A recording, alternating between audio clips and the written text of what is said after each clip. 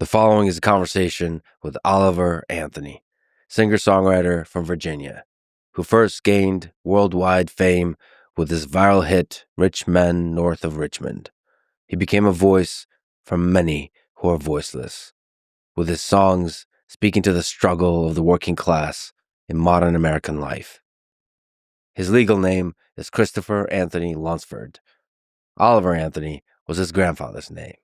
And so Chris used this name as a dedication to his grandfather and to 1930s Appalachia, where his grandfather was born and raised.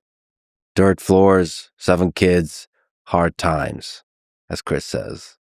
He's happy to be called either one, by the way. I've gotten to know Chris more since the recording of this conversation.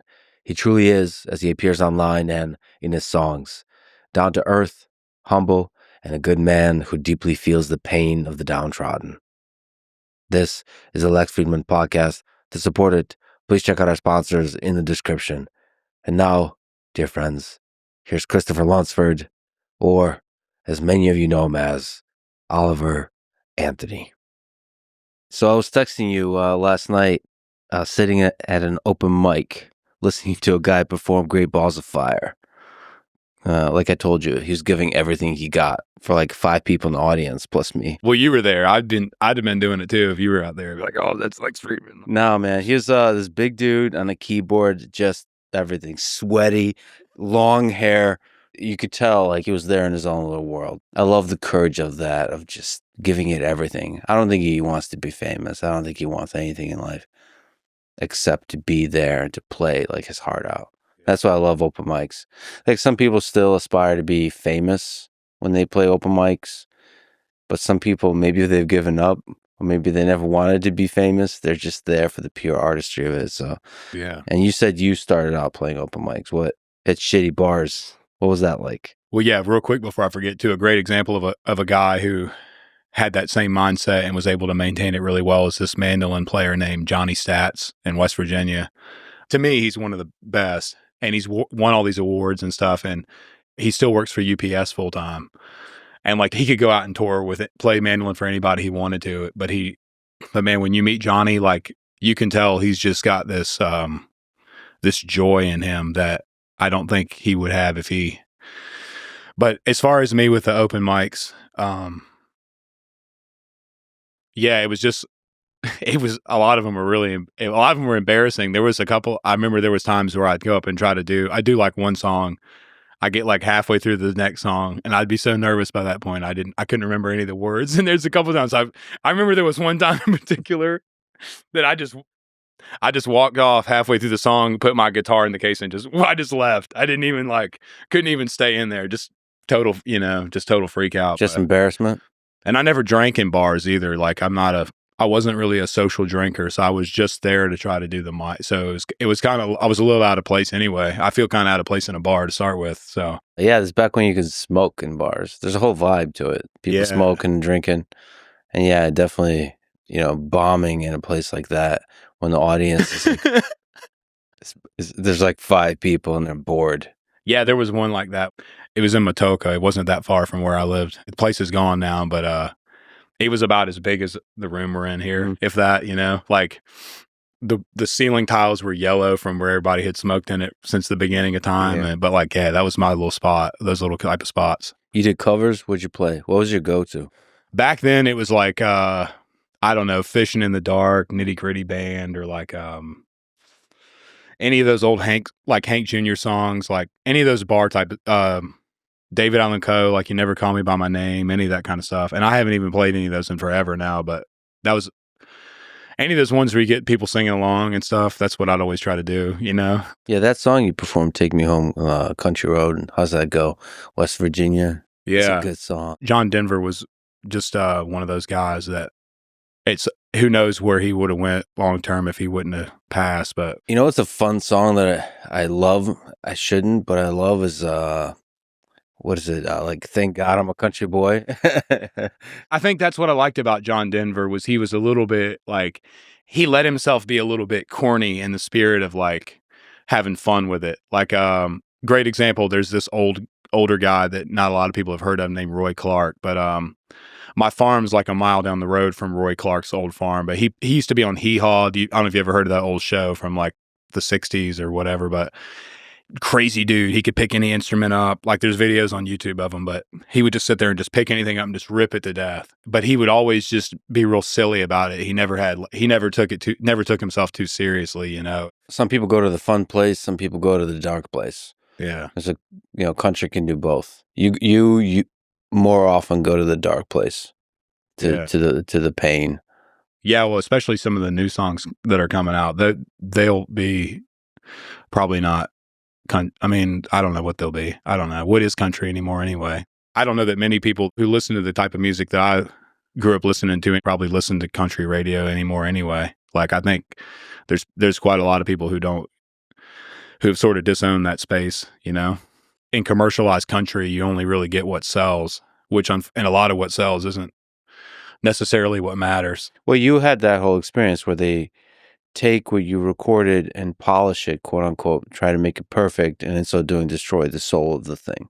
And so probably that happens with these big artists.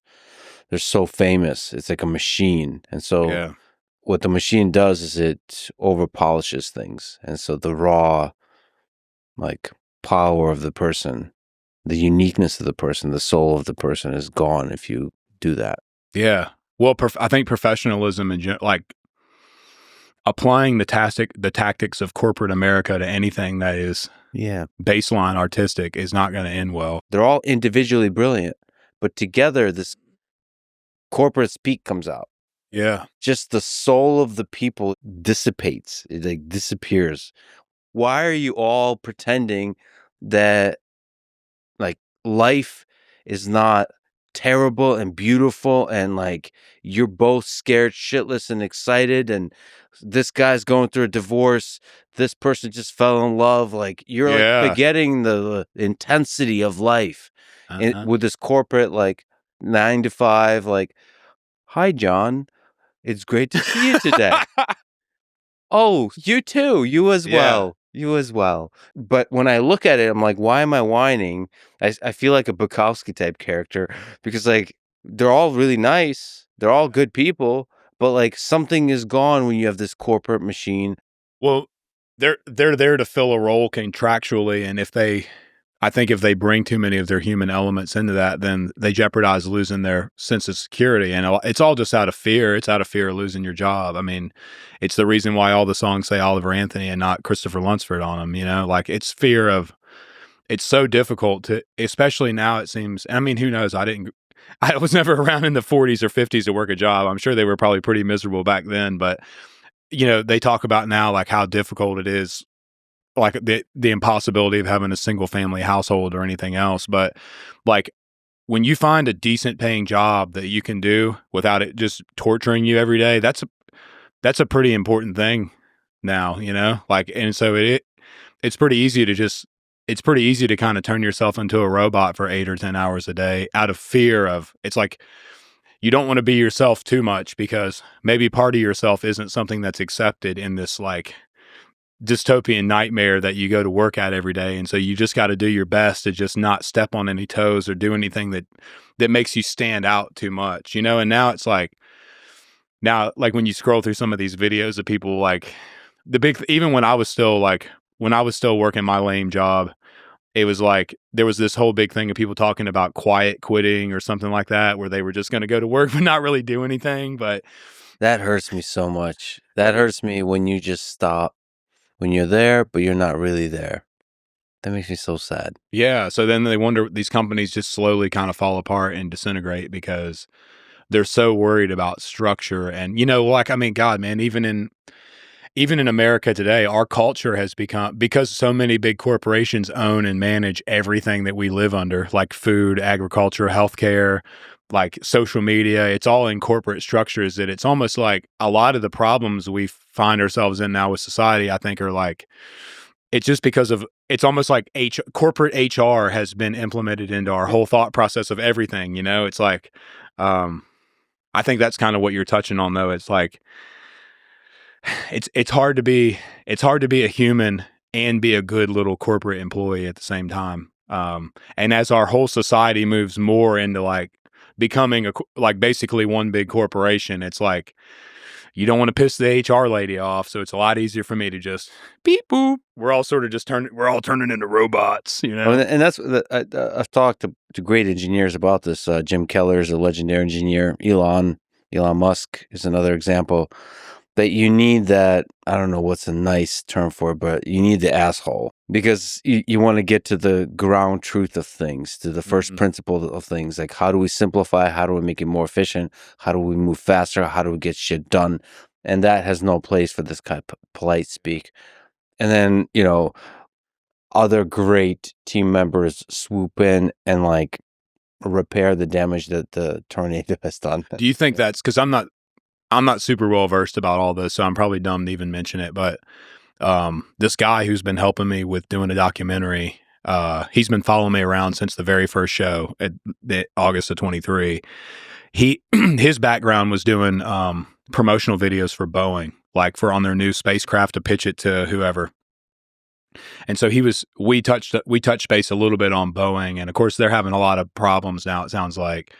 And he was comparing that with SpaceX, or with, I think it's that exactly what we touched on with that thought process of that sort of dehumanization within companies. I think that's what ultimately causes, maybe, I don't know if there's a connection there or not, but it seems like Boeing is would be more of that. They don't have that tornado. They're very like he was telling me, even just with his protocols and some of the people he worked with, like everything's just very, lightly touch everything. No one, don't touch anything too hard. So it's not just HR. It's just this managerial class where it's like Bob from this department has to schedule a meeting with John from this department and Debbie.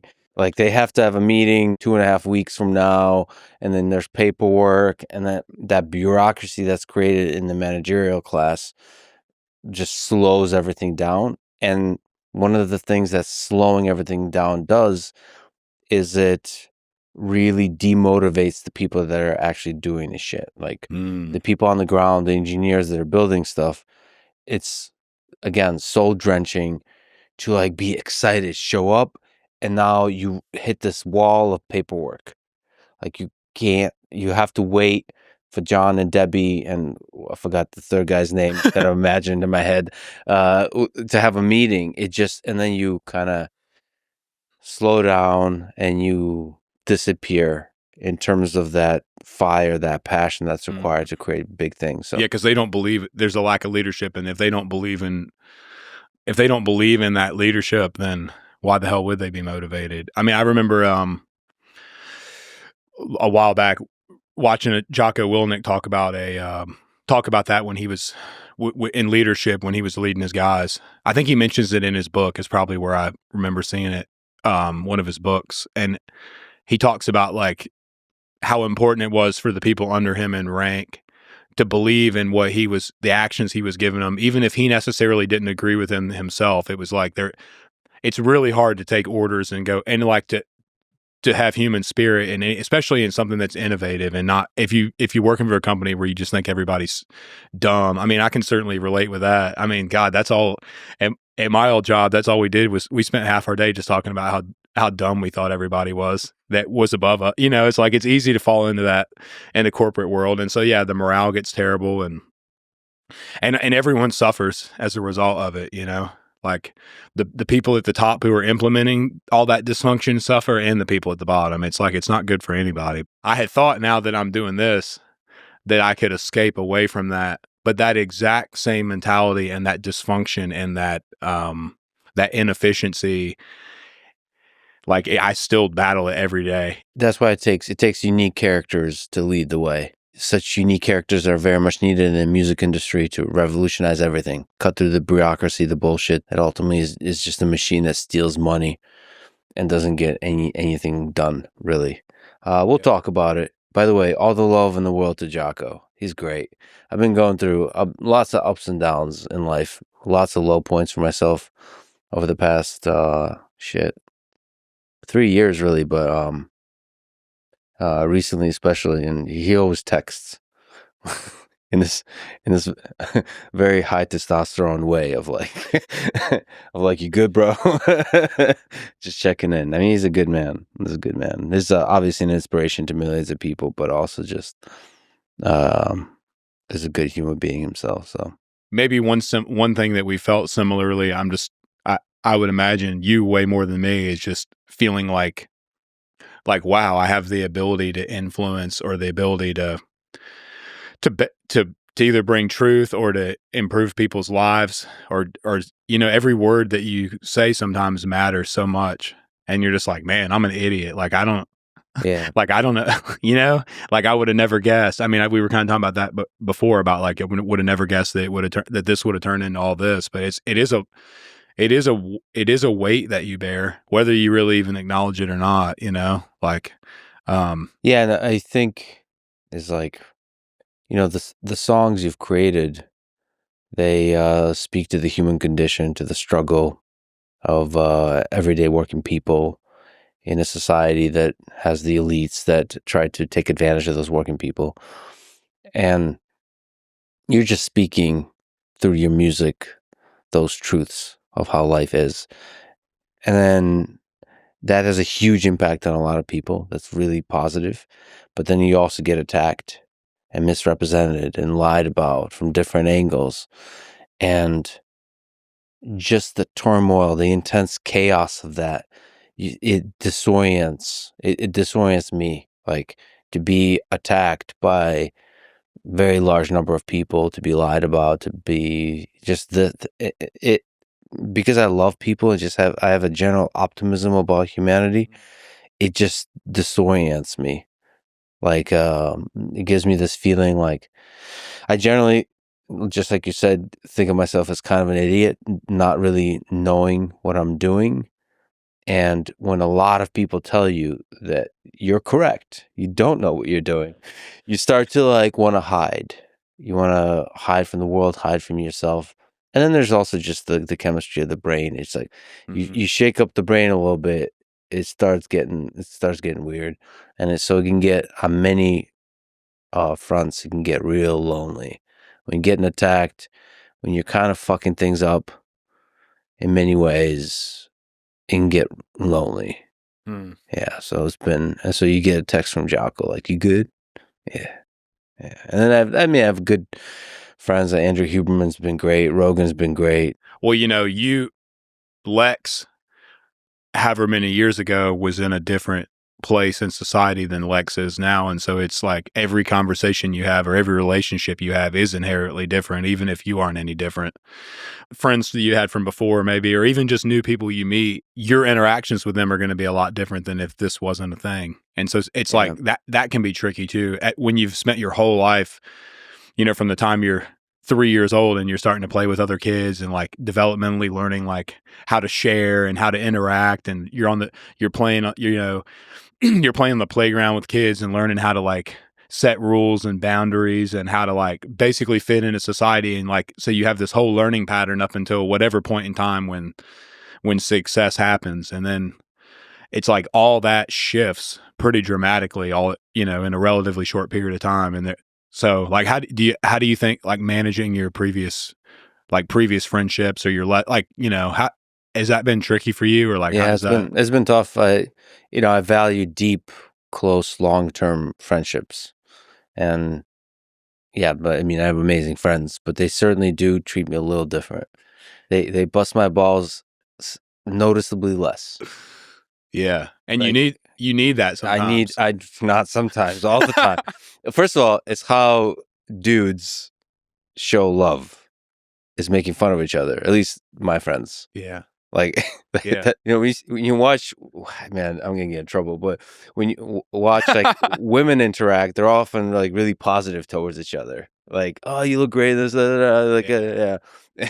Yeah. When you Yeah. watch dudes interact, like close friends, they're just like, I mean, busting each other's balls nonstop, making fun of each other. And so, yes, that has been a little bit harder. I try to break those walls, like, but That's why with the famous friends, it's a little bit easier because they can still, like, Rogan roasts me nonstop.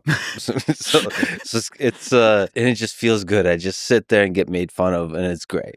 Yeah. It's great. And I still do it all the time. It's just a different experience now, but I'm like a Goodwill junkie. Like, most of even my clothes were from Goodwill, but like I have this like addiction with buying paintings from Goodwill. Nice. Like the $8 paintings where it looks like somebody was following along with like a Bob Ross video and it didn't work out quite right. Like I buy every one of those. Yeah. I'll go in there and buy like 10 of them. And so just even, anytime you got into public now, it's just like, it's going to be a little different than it was. I don't know if that makes sense or not, but yeah, for sure. I mean, I'm trying to deal with it, but all of it, when you talk to world leaders, when you step into politics a little bit, and you apparently stepped into politics even though you never meant to, you're not a political person, that world is like, what the fuck? It's very intense, especially at an intense moment in history in an extremely divided country. So yeah, like saying that I'm not in politics, people are like, well, of course you're in politics. And I don't know whether I am or not, but it just, I do think a lot of people in politics, like as far as the people who sit on the internet all day and argue about stuff on X or on whatever, Facebook and all, like, I do think their heart is in it for the right reasons. They observe that there's a lot of things wrong in the world that they'd like to see different. It's just, how do you get those people out of this 4x4 square and like really like they're entrapped in a same kind of box that the people at Boeing might be with that structure. It's too it's the tornado metaphor. I mean, but it applies in politics too. Like there needs to just be a tornado through politics, and we need to just like lay all this other stuff aside and just figure out what's really pissing everybody off, what's really affecting our quality of life. A lot of times we're arguing over the symptoms of problems instead of identifying the problems, if that makes any sense. I mean, if Jordan Peterson were here, he would tell us about fire and how important that is and burning and like it, but it's all the same. Water and fire and ice metaphor. And there would definitely be a connection to the Bible, and then we would receive a 3-hour lecture. And but it's true. But it's all true. Like it's all true. It's all 100% accurate. Yeah. That's the crazy thing, but it all ties into that same thing. Like in politics now, it's almost like there's a rule book that you have to follow. And if you can't agree with this unless you also agree with that, it's like, and maybe it's like the way that we receive information about what's going on in the political landscape is always so biased. And it's like it's contingent upon this algorithm, this like algorithmic system that we live under where we're fed. It's like we're almost fed certain subcategories, and it's easy to fall into that because you don't like hearing things you disagree with, and so it's a lot easier to just turn the TV on or go on Facebook and look at whatever page posts things that you're going to consistently agree with every day, and that's not going to challenge the way you think in any little way, or like expand your thinking at all. It's easy to just. It's kind of like it's a cult-like type of thing. It's like, this is what we all agree with, and if you don't, then go on get, like, but it doesn't, we're far too complicated for it to really work that way. Well, this actually relates to one of my favorite things in your conversation with Jordan, where you're just, where you're just shooting the shit about like playing live music, and he goes to Kierkegaard. Yes. She's like Soren Kierkegaard, the philosopher. Yes. I love Jordan so much. I do too. He just goes to Carl Jung and Nietzsche. And this idea from Kierkegaard that the crowd is untruth. So there's elements to the crowd that loses the humanity and the honesty of an individual that makes up the crowd, because the default incentive of the crowd is to conform to some kind of narrative. It's like a distributed system that arrives at a narrative, and the narrative holds control over that crowd, as opposed to the individual humans who are thinking for themselves and being honest with their own thoughts and realities and so on. And so that he was saying that as a reason from a communication perspective to speak to individuals in the crowd, not to the crowd. So from the performer perspective, the moment you speak to the crowd, you're speaking to the lie that is the crowd, according to Soren Kierkegaard. It's pretty hardcore. Kierkegaard is pretty hardcore. Jordan's pretty hardcore. But that is true. I mean, specifically in my case, I mean, really, it applies more than it probably does in a lot of cases with crowds and music. Talking about Richmond, I wasn't necessarily even excited that Richmond did as well as it did. It was like, in a way, it was almost like alarming that it did so well, and so those crowds that show up, like, maybe they do like my music, but I also think they're there for something. There is something bigger about it. I mean, I wish I would have done a better job of having people there at shows to capture some of those crowds I had in 24, man. You mean the size, the intensity? The intensity. Like, it was revolutionary almost. Song of Revolution. Yeah, I think a redemption song from Bob Marley. Like that song, it just connected with people. There's something there. Well, and so many people identified different elements. Like I said, it goes back to when we were kind of talking when we first got here, but it was crazy how it was almost like at the beginning, along with the scrutiny and some of the other things, it was a lot of different people like almost fighting over me or fighting over it, like, because it resonated with different. It resonated with people who voted differently than each other, which is probably a pretty terrifying thing if you're in the business of keeping people divided and angry at each other. So it was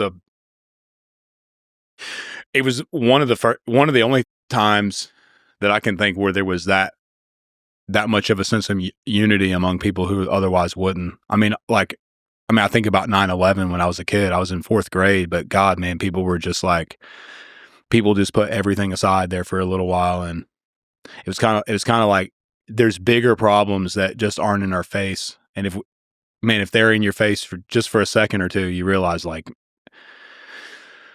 it's hard in your mind to create a graph that's got like all these, but we argue about a lot of these problems, but if you were to really look at them, like, if you really to stand back and look at all the problems we spend time focusing about on the internet versus all the things that are affecting us, like, that really, and probably at our core even piss us off, it's got to be very disproportionate.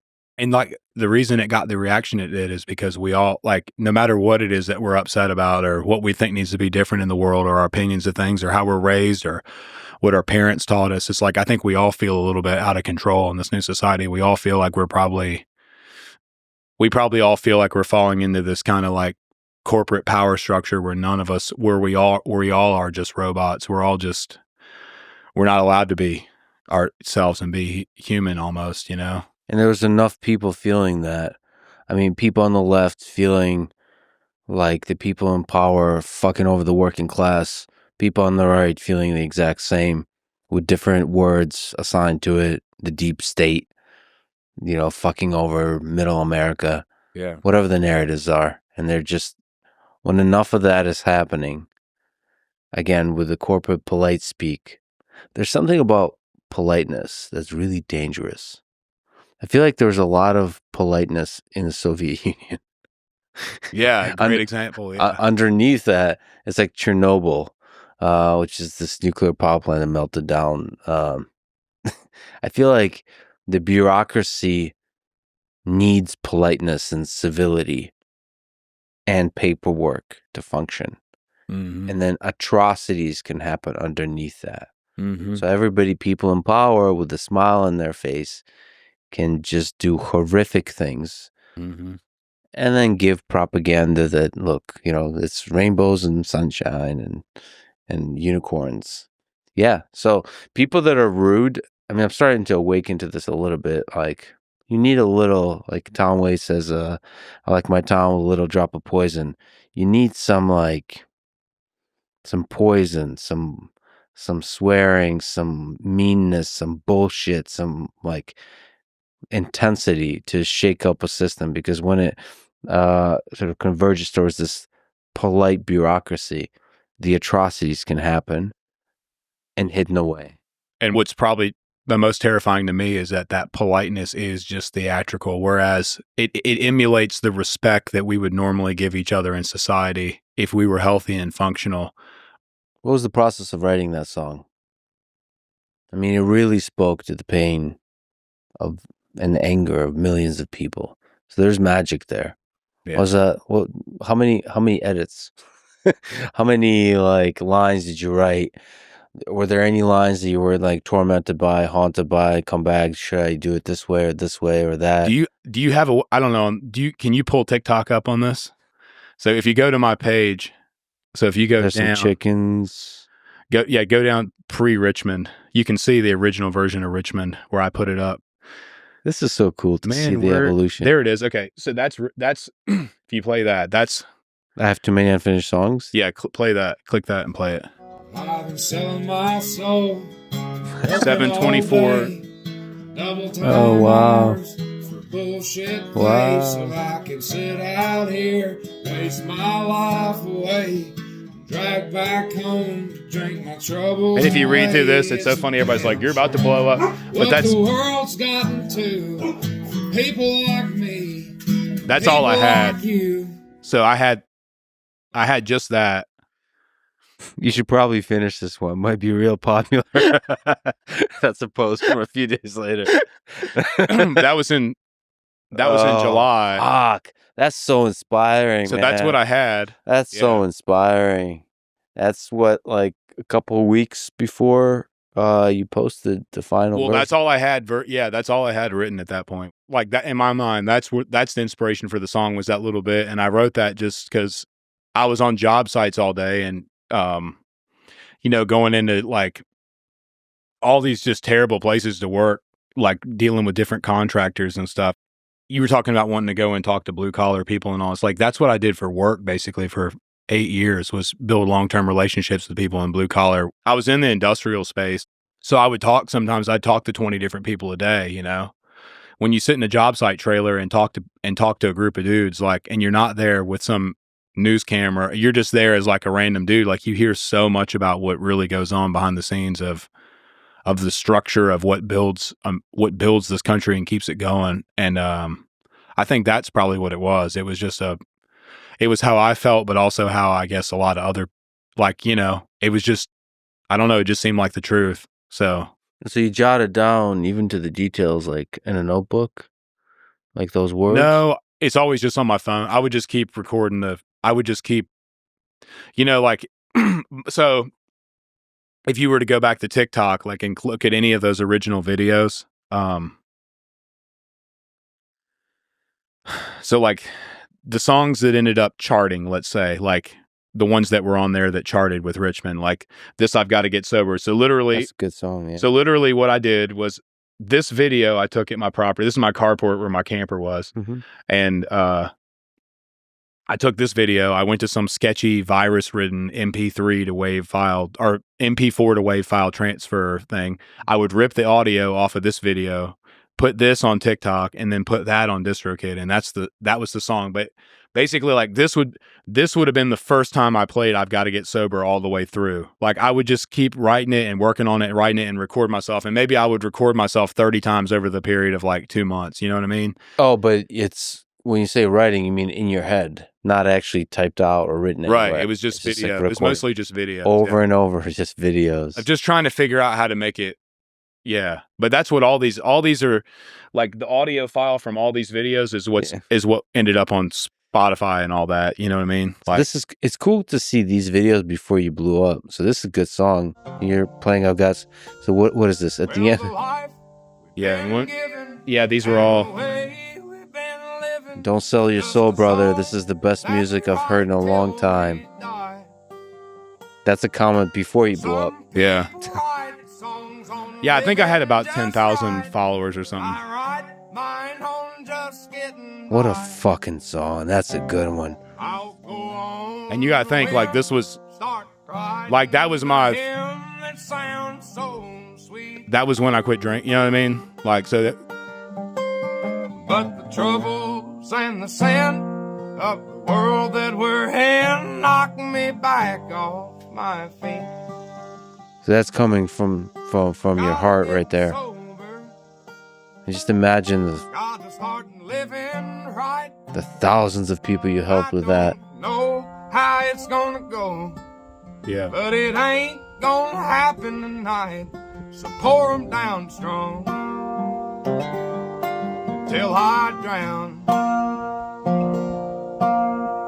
if I wake up tomorrow, when that sun comes back around, I'll be wishing I was sober. It's so crazy how those cicadas and stuff come in. Like, I just felt like it was a god. I don't know how to. Yeah. The bird, like, that's just off my phone. All that stuff's just there, you know? And the bowl, they've been saving my soul from the pain that the world's put on me. And Lord, I know that upstairs there's an old man who cares, and one day he'll set me free. I'll go on a whim, start writing a hymn. That's a genius of a song. That's genius, brother. It's just That's genius. It's just crazy to think about. Yeah. And what's this one right before? What is this? Oh, yeah. Yeah, so that's like probably the. And this That is was a so nice neat. recording. Got it. Yeah, so this video got uploaded, and then Draven from Radio WV would have gotten a hold of me in between this and that.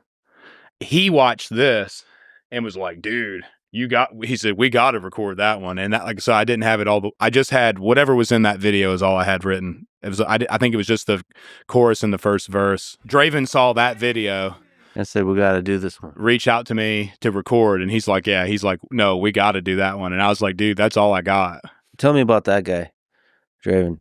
He probably is like, he's probably like my best friend now. We hit it off with this, and we're like brothers now, I guess. But Can you talk about like what he's doing for country, for music in general, for country music, for discovering talent, for like, yeah, I mean, he's clearly sees something in people. Yeah, he's just he's a little bit younger than I am, and he wrote music and played, and he's got some of his, if you look up Draven Rife, he's going to kill me for even saying this, but he's got some dude, if he was like a pop singer, he would be like, he can write the most catchy stuff ever. Let's go. Yeah, so click on like, I don't know, like, Bye-bye. Yeah, there you All right. That's him? go. Yeah.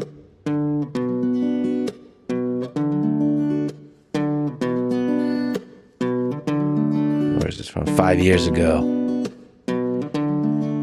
I was feeling on my way. I was 10 years old, walking underneath the blanket of West Virginia snow. Then I walked right by, no trespass sign. Yeah, the grass looked green across property line. Bye-bye, bye-bye. You know, he could probably do, if he does like, he could probably be real famous.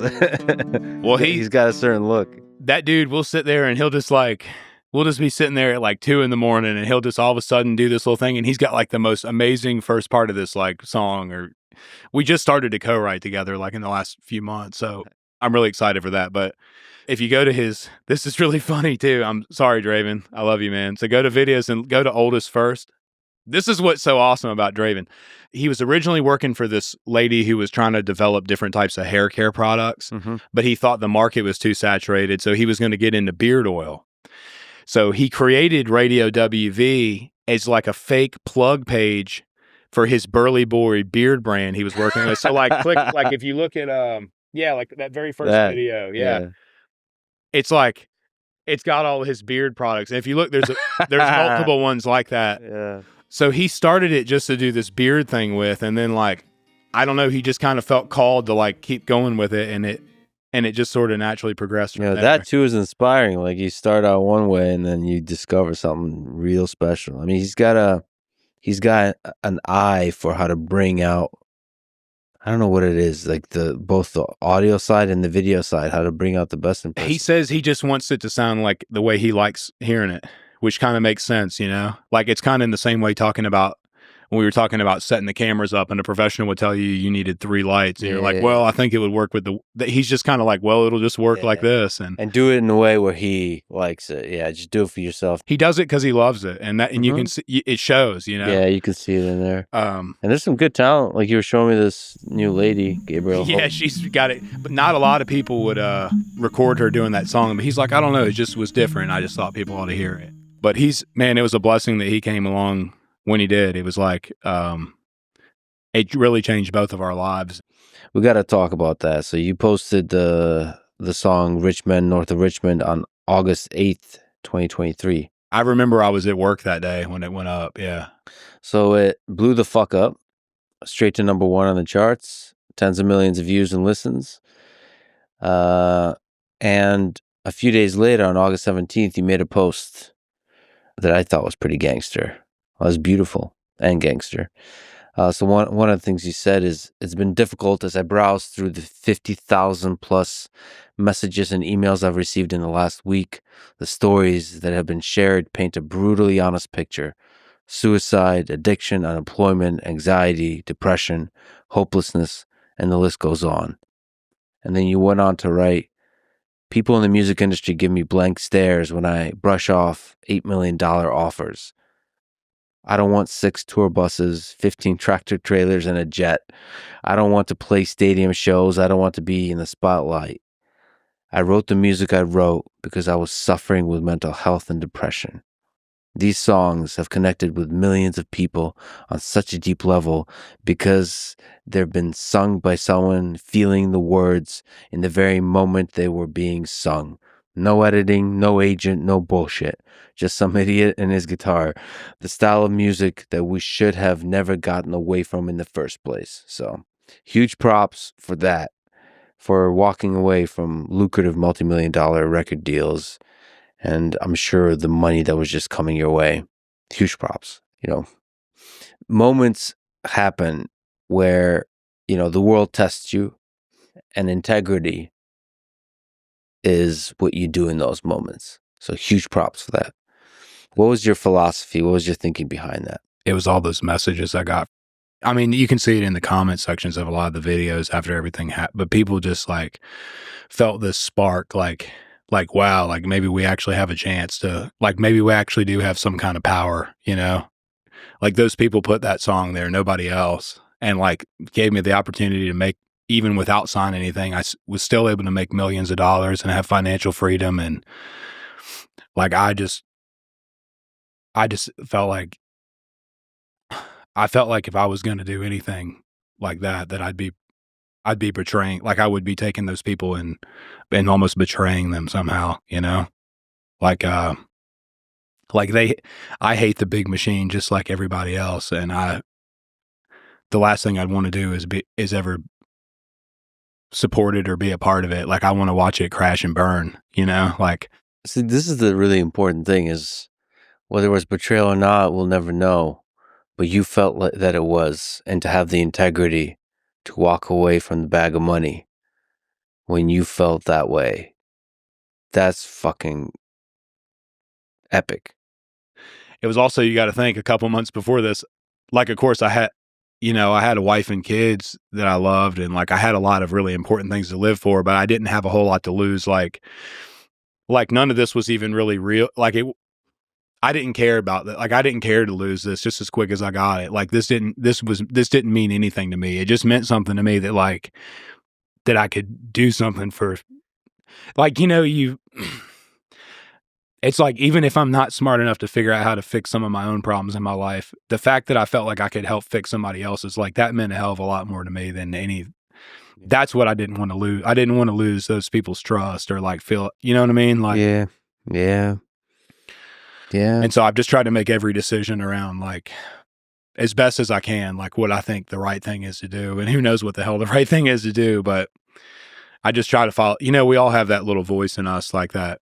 We all have and I think sometimes we mask, it's hard for us to listen to that little voice, whether it's whether it's our gluttony or our lust or our, we numb ourselves with medications or with alcohol, or we scroll on YouTube for 4 hours a night, and instead of, because we don't want to listen to our conscience. But there is this very intelligent, discerning thing inside of us that's able to tell us what's right and wrong, and it's a spiritual thing, I guess. And I just try to listen to that when I can. I don't know. I just still feel like I haven't done enough. I think you did a lot. I think you did a lot. I think you're an inspiration. You've helped a huge number of people, and you're also an inspiration to the other side of it, which is the artists. and just to humans to have integrity. I don't think people realize how much of a test of integrity fame, money, power also is. Rogan and I talk about this quite a bit. We get to see, I mean, Joe especially, but I've had a bit of the same. You get to see people become famous, and you get to see how they deal with that. And it's not easy. A lot of people will sell themselves a bit, sell the soul a bit, give away a bit of their integrity, of the spirit that made them who they are. You get caught up in the wave of it, and so to keep on holding on to that's a powerful thing. That's a really, really that's all I thing. got though, Yeah. When you lose that, what the hell are you? Like, and you see it, like you see these celebrity people that just like fall off this, they go off the deep end. It's like, you have to have something in your life to keep you centered and to keep you, your whole perception of reality and like your just existence in reality is all contingent upon this sort of like this center that you exist in. And you have to, if you don't have that, then you're just flying through space. I mean, we're all just riding on this rock that's going who knows how fast. Mm-hmm. You said something, I think to Jocko, that I really liked. Everything that has purpose behind it comes with risk. So there in that moment, I mean, you're taking a hell of a risk. I was terrified. I talked about this a little bit with him too, but I was terrified to even put the song out. Like, I knew I was going to be the subject of scrutiny and judgment, and I knew people were going to like, I kind of knew all that was going to happen. I was like, going back to that, talking about crowds, like to stand in front of thousands of people and everybody be in some sense of unity. Like, a lot of times when I end the shows, I'll always end with this statement that just says, no matter what, like, no matter how you feel when you go online, everyone feels so small and insignificant and powerless. But I just say, no matter how they make you feel online, or when you turn on the TV, or when you look at polling numbers or whatever, like when you just look at all this trash that we digest every day, like there will always be more of us than them, and all that. But like, to see just to see the light in people's eyes when you say that. But the truth is like, and it's like, who is us and who is them? And it's like, us just represents humanity, and like, and all the things we talked about so far, like just, the fire and the chaos, but also the love and just life. Life is just such a crazy, complicated, beautiful, disastrous thing. And then them is like, it's the power structure. It's that same terrible side of us that created things like the Soviet Union and is ultimately what's created this monster that we all live under today, which now doesn't just exist within the confines of the Soviet Union, but seems to almost be a global epidemic. And then that song became the rebel call against that, against the power structures that creates that. Yeah, it's like, how much fire am I willing to play with? Because I know at some point I am going to get burned from it. I just pray a lot that God, I don't have a lot of self-worth in myself anyway, so I don't really care what they say or do to me, or I don't care, like, I don't even care if I die, whatever. Just just protect the people I love is all. That's all I ask of God. I have this dream of just creating this parallel system that sits beside all these stupid systems that we live under, that are all sort of engulfed in this thing that we talked about at the beginning, this type of structure, where we're all just robots. And it's like, if we hate, if we hate the way music is, and all these artists are complaining about the way the venues are monopolized and the ticket sales are monopolized, and let's just go find other places to play music, because there's so many people hungry for music in places that don't ever get it. And if you look at it, there's so many passionate people that are fighting all these different causes, like just in food. It's the word they use for more or less starvation. It's it's called food insecurity. But if you look up just in Virginia, just where I live in Virginia, in the rural areas, how much food insecurity there is, and how many empty, vacant farms there are. It's like, this is an obvious problem that we should be on Twitter talking about nonstop. Like, this is like, everyone has to eat, It don't matter what you vote for, or what you look like, or any of that crap. You can, like, So, like, let's just like, why are we living in a country where why are we living in a country where half of us are obese and eating shit food and don't know any better, and then the other half of us don't have, like, it's lack of leadership that's caused dysfunction. And so, if we're tired of that, then let's just fix it. Like, we don't need anybody's permission. Like, that's the whole beauty. Like, that's the whole beauty of what America is like, we don't need some greasy haired corporate schmuck to give us permission to go fix all these things that are wrong. Let's just go do it. And if they don't like it, fuck them, you know? In all domains of life, from food to the music industry, honestly, to education, also to government itself, all of it. And that, your music is also just the soundtrack to that spirit that makes America great, of just constantly trying to revitalize itself. When the bullshit piles up a little too high, there's that revolutionary spirit that says, like, we need to fix this shit. And that inspiration that created this country was from years of people living under tyranny. Like, we forget the story of the people who really created this country. Like, it's funny, one of the statements I made at the very beginning that got taken way out of context, but I wasn't in a position to, like, even begin to have a conversation about, is I made this comment early on at one of the shows about how our diversity is a strength. But that term has been hijacked now to mean something a lot different than what it really means. Mm-hmm. But it's like, think about how many different people came together just at the founding of this country. Like, people who spoke different languages, different cultures, religions, ways of thinking. So many different people came together to even create this place now. And, like, we've just forgotten about all that. They didn't all come here because they wanted to ride on some miserable boat ride and risk their whole lives to go to live in some crazy jungle, essentially, that had no structure, like no infrastructure, no medicine, like, they didn't come here for, like, some glorified camping trip. It's because they were tired of, like, generations of being persecuted and living under tyranny and not being allowed to practice their, it's not like they wanted freedom of religion and they didn't want separation of church and state because they were a bunch of goody two-shoes and they love going to church every Sunday. It's because they weren't allowed to believe in what they believed in because some asshole king or some hierarchy told them they couldn't, and they were just tired of it. That's what we're losing now. Is like, we've forgotten that we're those people. Like, the same structures that have plagued this country they're multinational corporations, and it's just the ideology behind them, and their structure is what the problem is. Yeah, I mean, it's multinational corporations, it's nation states that are deeply corrupt and are authoritarian and ultimately abuse power, and yes, create elements of tyranny. And from that, the human spirit rises. Like I said, with songs like the ones you write, or at the founding of this country, that's why all these diverse outcasts come together and write something as crazy as "all men are created equal." What a gangster line.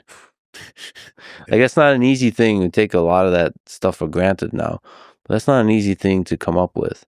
That's a really gutsy thing to see the value in all people equally. And of course, they also were suffering from delusion. They didn't see black people as equal. They didn't see women as equal. But even that first leap of, like, all men are created equal, that's like a gigantic fuck you to the past. Taking that leap forward really took a lot in an age and a time when it probably sounded and it's not like they just made a statement and put it on Twitter. Like, they like, think about how much, just think about the insanity. Like, I can't even conceptualize the insanity of what took place from the time that, like, even from the Revolutionary War until now, to try to preserve that idea. So much has happened and so much sacrifice has been made and just so many hours of labor and thought and intensity. Even the 20th century's got 2 world wars. And, especially in the Second World War, the United States played a very crucial role. And there was a lot of ideological, like, battle of ideas going on at that time. Yeah. Of the role of war and peace, of the role of the United States as the center place for the ideal of human freedom and human rights. Yeah, we continue to innovate. So I'd love to get back to talking to blue collar people. You mentioned those are some of my favorite people. So it was actually really cool to find out that for many years of your life, basically the way you made a living is talking to blue collar people and getting their story. So I'm traveling across the world for a bit, but of course the world that I love the most and I'm most curious about is the different subcultures and towns of the United States. So I took a road trip across the U.S. in my early 20s for several months. And that was like a transformative experience for me. And that's something, one of the luxuries I have is to have the freedom to do whatever the hell I want now. And so I want to take a road trip across the United States for several months. And one of the things I wanted to do is to just to talk to people in small towns in middle America. I don't know what words to put on it, but to talk to the very people that you talked about, that construction workers, plumbers, waitresses, oil rig workers, just people that do something real, people that are real, that don't make much money, that struggle, but have as you talked about, have like a richness to them that's not often revealed, that's not often talked about. So maybe can you speak to that, to your time with blue collar folk? When I got all those messages we were talking about earlier in this, like so many of them, and even now, it's even like in the last couple of days, I've gotten some where they start with, "Hey, I'm a nobody," but like that's how a lot of those start, like the nobodies of the world, if you want to call them. Like it's frustrating that the people who literally have built and preserve and maintain the structure of society that we all comfortably live in, those people have the least amount of representation. They're ignored just because of the way the social hierarchy exists. But some of the most dim-witted, irrelevant, terrible people are put here and are idolized and spotlighted, and they're all over television and they're all over the internet, and we act like they're kings and queens and like that they're royalty. And then all these people who do jobs that most of us will be too terrified, either wouldn't have even the ability to do. We'd be like how many people are going to go underwater and weld? But if we didn't have underwater welders, like one of my best friends, whose name is also Jocko, funny enough, the dude works 70, 80 hours every week. He's on the Chesapeake Bay tunnel job now, but the dude's gotten on heights that I couldn't get on. He's went underground places I wouldn't go, and nobody will ever know. Like nobody even knows those people's stories or what they went through or like the kind of lives they lived. And they're like the people who create the fabric of society, and even the waitresses and the waiters and like all these factory jobs that I worked in. All those people, like you talk about the craziest place I ever worked and the craziest people I ever met was this little place called Perfect Air in Marion, North Carolina, and it was this commercial air conditioning factory, which is I think closed now, but they didn't pay very well. And so everyone they hired was either people that had criminal backgrounds who couldn't get jobs elsewhere, or idiots who dropped out of high school and couldn't work elsewhere like me. And so I was 18 years old working in this place with people who were mostly in their 50s and 60s. But you want to talk about being exposed to just a whole nother world of people, like, and just the stories and those people are far more interesting than many of the people that we consider to be celebrities. Like most people who are celebrities are just pretty boring and airheaded and don't really even know what real life is about. They're pretty unrelatable to the rest of the world. And so it would be really cool. I mean, that's the whole reason that I want to go out and do these shows in places that haven't had music in them in 10 years, because those people, like, that is America to me. How many people in Pittsburgh have been an hour outside of Pittsburgh? And even in Virginia, if you lived in Northern Virginia and you drive 2.5 hours southwest, you're in a whole nother planet. Mm-hmm. Like the people, the accents, the culture. And so I feel driven in the same way. Like I would love to find a way to try to bridge that cultural gap, to make those people relevant and because they are like some of the most, and it's funny because we emulate a lot of those people, like, modern country music is a bunch of people emulating those people, right? And there's also like I love people that have a skill and become masters of that skill also. So that element is also there. Even if it's like insanely difficult work, like being a miner, like there's skill to that. There's stories there. There's like what it takes to do that. It's what, I mean, some of my favorite humans are engineers, and all they do is solve really hard problems, and they develop, I mean, it's a pain in the ass job. Yeah. Anything in the factory is extremely difficult, but you learn so much about what it takes to solve intricate, like nuanced problems in the physical world. So coal mining, oil rigs, like you mentioned, welding, that's a fascinating line of work. And those are trades that are in many cases dying because because they aren't popular in culture anymore. For everything from agricultural to plumbing and electrical, it's like those are all areas that I think if you were to go out and talk to some of those people and shed light on it, it would you could change the entire landscape in America of how it's perceived and make it cool, you know? Yeah, so thank you what you're doing on that front. I want to say I wrote it down. Please, if you know people that would be willing to talk, reach out to me. A good way to do that is lexfridman.com/contact. This was another one of the things early on that I had an idea about and I thought was getting done and it wasn't, that I've got to go back and try to figure out, is doing prison shows and doing rehab shows and all that. But I am really intrigued with like going into those places and trying to immerse myself in just the mental state that those people are in. And like, it's not talked about a whole lot, but also people who get out, ex-convicts. I mean, that's a hard life. That's just a hard life to try to reintegrate back into society. Yeah. And a lot of those people at Perfect Air that I worked with, they almost all were in some form of legal trouble. Like there was a lady that worked on the assembly line beside me named Denise, and her and her husband had been manufacturing methamphetamine, and he took the fall for most of it. She only had to go on probation. He was still in prison. But man, like Denise was a very sweet lady, and like aside from the meth manufacturing, like she was like great, you know, like and just such a character, like in such a good way. And so it's like, yeah, just Denise, lexfridman.com/contact. Let's talk. I mean, yeah, you know, like both sort of the plumbers and the coal miners, and Denise with the old meth habits. I mean, they're walking the line of like, you know, surviving is hard. yeah. So you have to do a real hard job, and then you also have to live life, which is in general hard. You know, divorce, kids, people die, you lose like the medical issues, and that can destroy you completely. All of a sudden something happens, you can't afford it.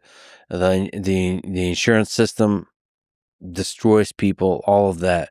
So you have to somehow navigate life while working your ass off in a real hard job. And those people, they have stories. That's a real pain.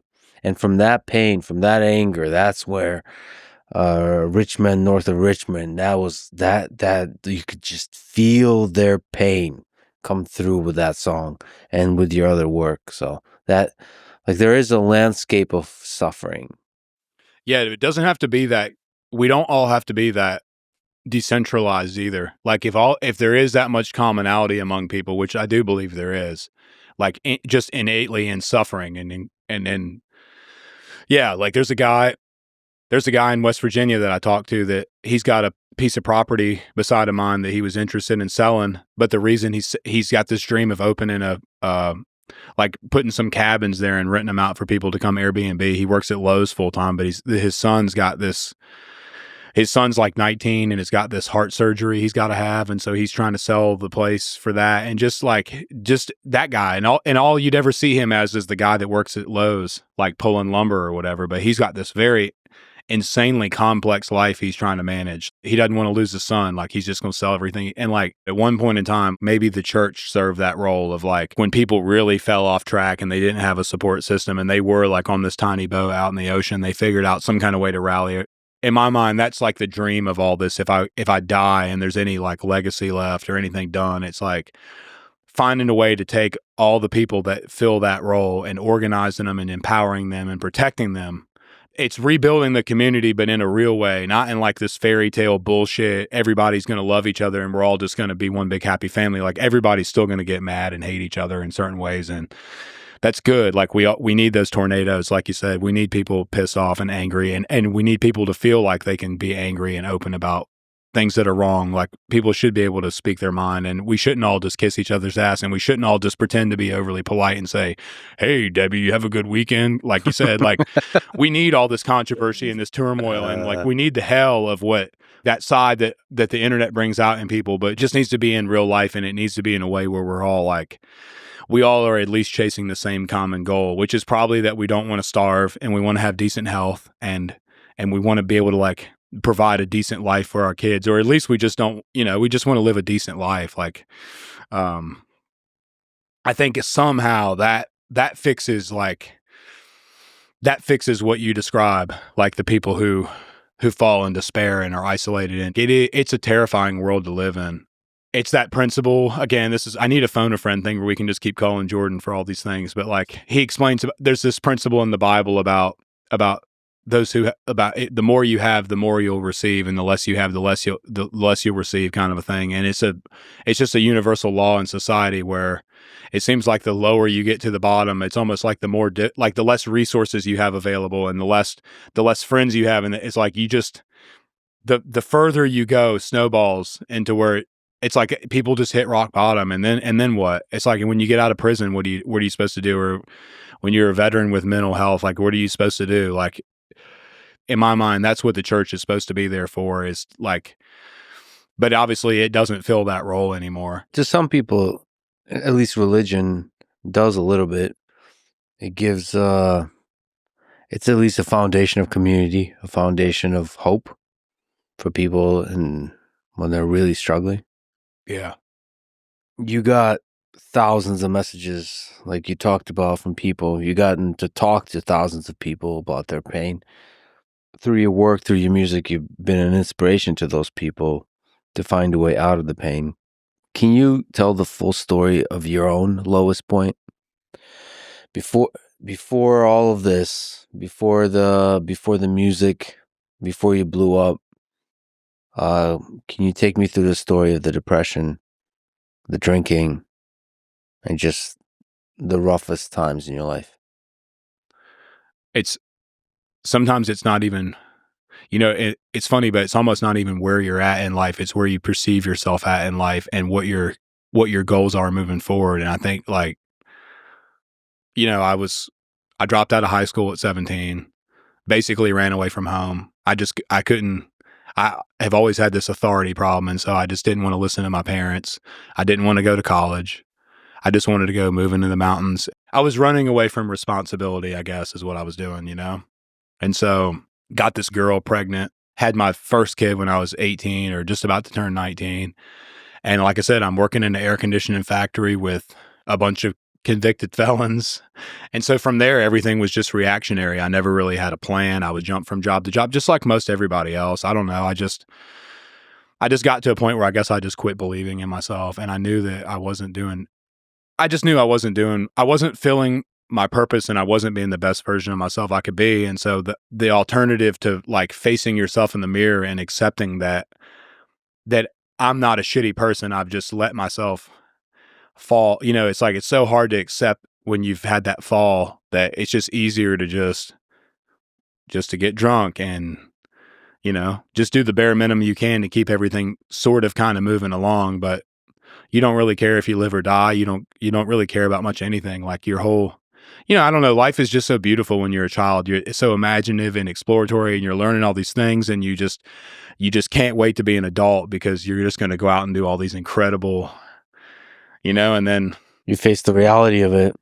Yeah. And the pressure and the fear of failure. Like, I think maybe even my own fear of failure is what drove me. And, but yeah, you think negatively about yourself for so many days and weeks and months, and you don't even have a real self-awareness of like what you're doing or how destructive you've become, but you always have that discernment in you, that like that conscious, that little voice in your spirit that is letting you know you're messing up, Mm-hmm.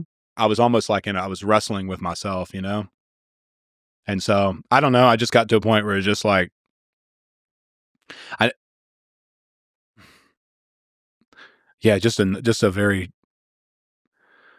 just a very overwhelming sense of numbness. Like nothing that mattered before really matters anymore.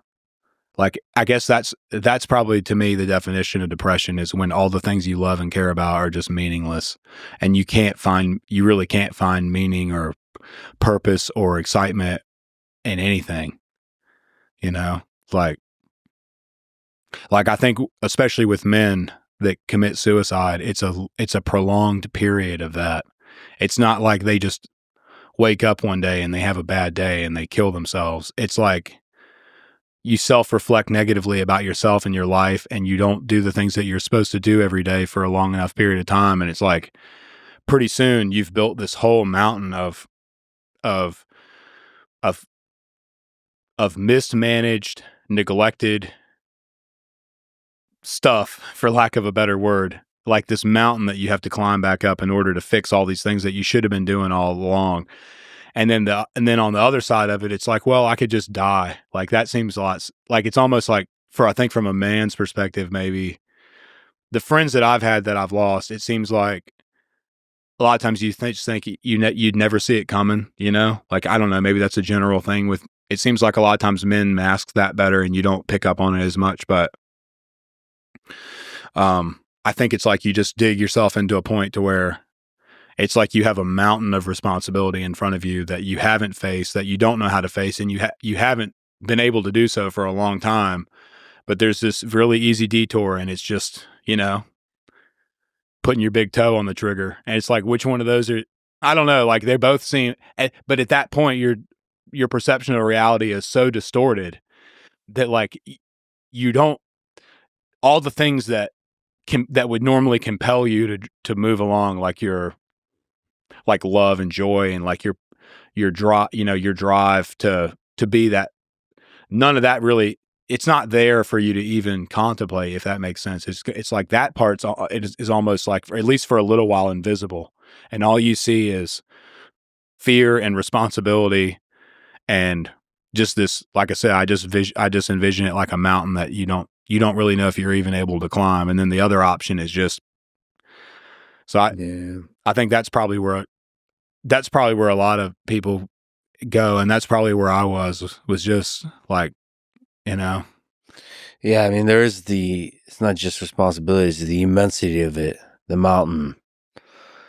And I think you're accurately describing how it happens, which is gradually. Yeah. Seeing yourself in a negative light over time slowly suffocates you. And then the burden of the responsibility that piles up.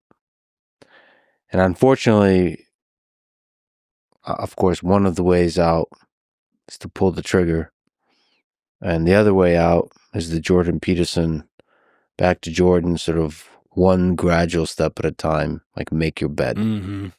It's like start climbing out, like the responsibilities before you, one at a time, every single day, just climbing out, and have faith that it will work out. That was what was so powerful for me about just beginning to open my mind back up to reading just a little bit of stuff, like a little bit of stuff from the New Testament that Jesus said and some different perspectives and teachings. But, like, you know, an apostle would be in prison, like basically being tortured and facing death, but like just overjoyed in writing about talking about, it's all about your perspective of things. Like I said, like, that's why I never could understand why, you know, like celebrities or professional, I mean, giving one example of many, like a Kurt Cobain type scenario where you have a guy that's just immensely talented, just will always be loved by plenty of people. Like, I never could understand why that guy. There's a ocean of quiet suffering in a lot of, and I think it is disproportionately in a lot of men, and they hide it well. That's why blue collar workers have such a high suicide rate and all too, and why it is so important to talk to those people. And yeah, it's you can see it in the eyes, and there is a lot of pain there.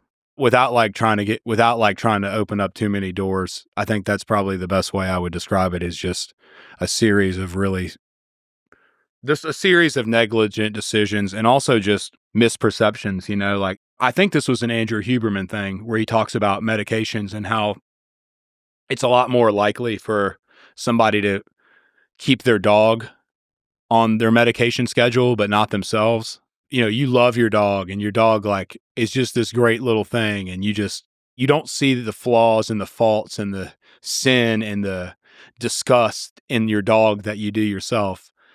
So it's much more likely for people to make sure their dog has their medication every day. But like, there's this alarming statistic with just the amount of people that don't even fill their prescriptions they need filled or take care of themselves the way they do. And then that also, like over time, like if you quit taking care of yourself and you're not in good health and you're not in a good routine, you're not like a long series of doing enough of those things like you do, it's easy for you to just think that your self-worth is zero. Because if you're not even willing to have basic hygiene and eat decent food and try to take care of yourself, it's like, how on earth are you going to go face all these things that you need to face to get your life better if you don't even care enough to do that? It's just like, but it's a long tragic road to get to that point. I think, at least in my case, the idea that there was something bigger than me that loved me, even despite I had all these flaws and problems and just that I was just such a wretched person.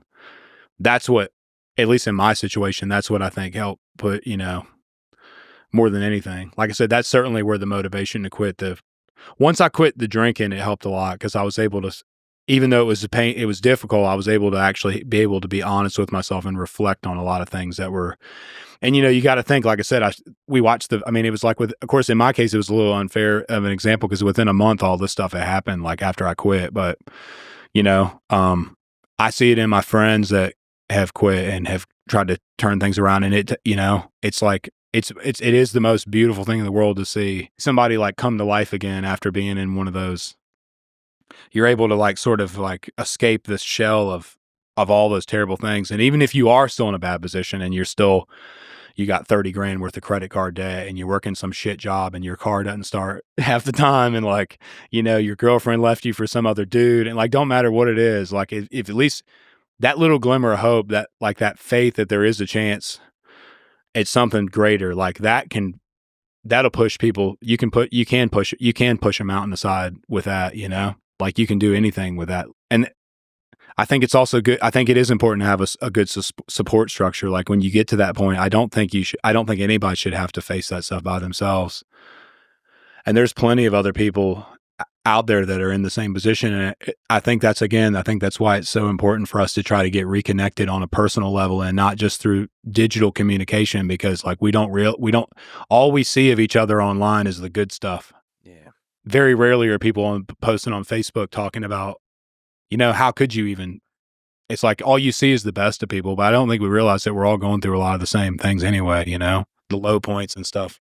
Guess what happens when you either lose your job or can't quite figure out a good job and you're not making that much money, or you're basically broke and you have a girlfriend that's not happy about you being broke? She's going to leave you. Or if it's a wife that could face divorce, and like the breakups and divorce can break a lot of people even when they're doing well. Yeah. And now when they're not doing well, that's a rough one.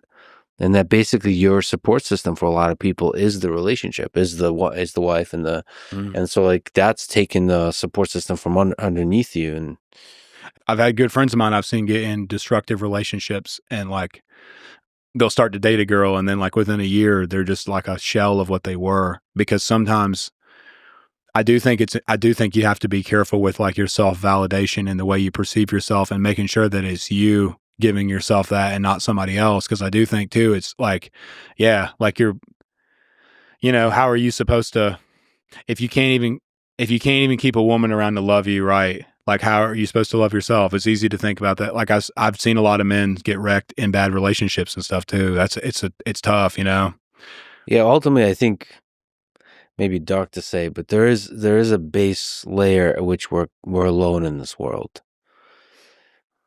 Like you need to be strong by yourself first and foremost, because sometimes there'll be times in life where everybody leaves you. Yeah. The wife leaves you, the job leaves you, and for some people, even people you thought are friends will backstab you. And even then, you have to have the strength to find your footing again. Like that ultimately comes from you, right? I mean, man, of course, like I said, in all the experiences I've been through, I'd be a fool to deny it, but like, I do think there is God there that's always there but you certainly can self-isolate yourself too, even from that. If you can find faith in yourself, I've seen it do wonderful things for human beings. You and God, faith in something bigger than you. Yeah, that can give strength to a lot of people. But allowing yourself to derive strength solely from other people can be a dangerous thing. Mm-hmm. Because people are complicated and they can betray, they can, just like they can fill your life with love, they can also destroy you. That's also the beautiful thing about life. Yeah, it is. You make yourself vulnerable to other people, you form deep relationships. That means they can also destroy you. So that's life. Yeah. That's what makes this whole thing. And then you write really great heartbreak songs. Yeah. People, there's something valuable about people fucking you over and hardship and all that kind of stuff. Even the best of us have terrible parts of us. Like, we are all flawed inherently because we're human. And so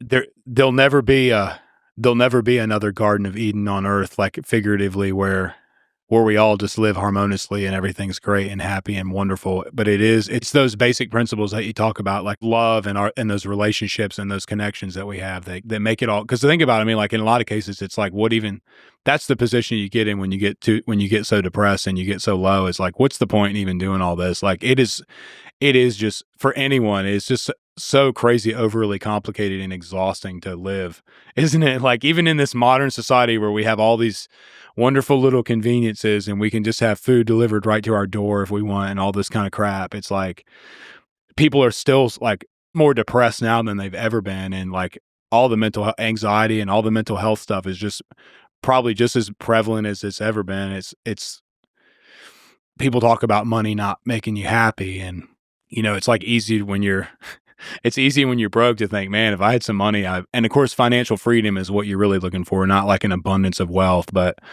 the things that we talk about that make life worth living aren't things that you can buy. They are things that you obtain through relationships and love and life. And so it is just an infinitely complex and crazy thing to think about. But it's like that human component of us is what's so important to our long-term existence, like our ability to have connection with each other, and the joy we find in that, the purpose we find in that it's not anything that's replaceable with anything, Yeah, I've seen that with just seeing the effects of war on a people. And basically war strips away everything. You lose your home, you lose everything. And you get to see what's actually really important. And that's the other people in your life, friends, family.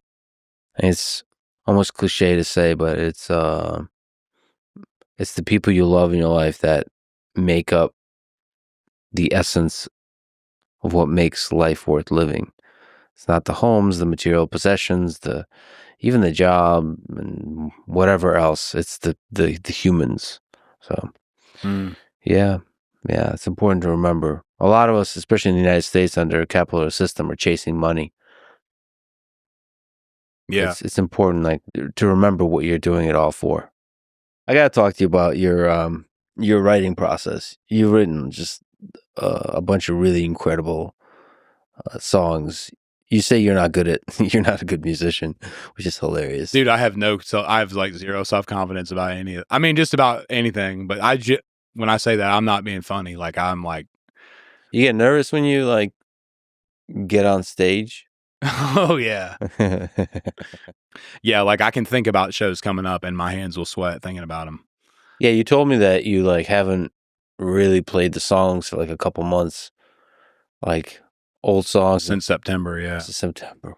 Well, dude, like think about how like, you know, I'm not going to just sit around and play I've got to get sober for fun. Like, and like, you know. So you feel the songs when you play them.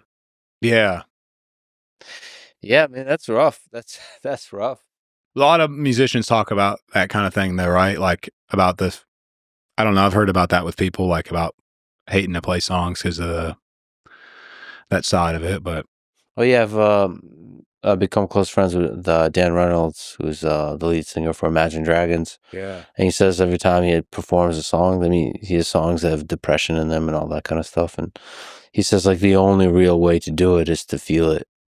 You have to. You can't just fake it. You have to like be in it. You have to like really feel the song as if you're singing it, as if you're writing it for the first time. So, as a performer, that he says that's his duty. He has to the audience, but then that takes a toll. That's not easy to do. That's like that, especially with the songs you write. I mean, there's a lot of darkness there in your songs. Yeah, and I do have some lighter hearted ones too that I'll, you know, I mean, the thing is, it's like I've only put out.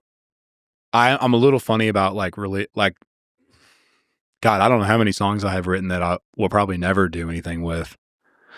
Like, I mean, probably at least 20 or 30 of them that are just like, they're just not, I just don't know why I don't want to put them out, but just. What does it look like? What do you have, like a notebook with ideas, or do you mean you have like literal videos of half-baked songs? Yeah, I've got my old phone. Like even just that old phone that I recorded all the stuff for TikTok and all on, it's got loads of like little, just like the way that Richmond one was where it was like in the bathroom facing this, and I had like that, you know, that's all that, even that one I showed you on there, it had been sitting on my phone probably a couple months before it.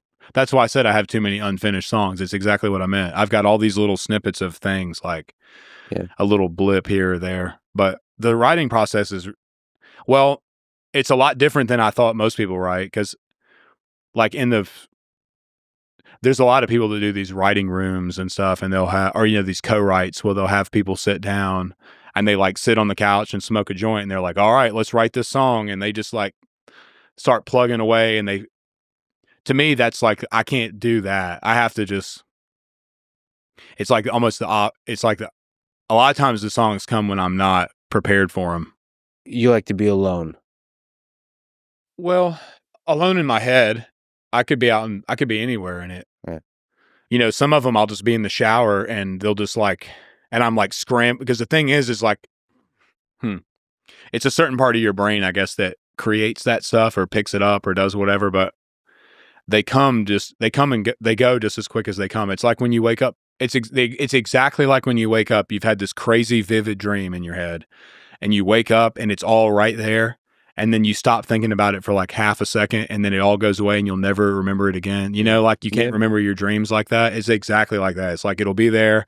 It's like perfect. Like it's all right. It's like, it's almost like given to you, like just perfect, like parts of it or the whole thing or whatever. And then you get into this flow state to where you just like, it's all there in front of you and you just figure it all out. And it's like somehow you've like unlocked this little part of your brain that you don't even really know how to get to, but you just get to it and it's all there and you figure it out. But man, if you don't get it, it's gone. Like you'll never get it again. Like you'll never even be able to replicate that song ever again. It's like, it'll just go away.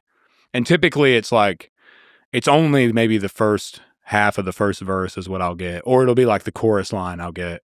And then I'll build the rest of the song around that, if that makes sense, I guess. Well, the words or the music or the melody, like what pops into your head? The emotion, I guess, the words.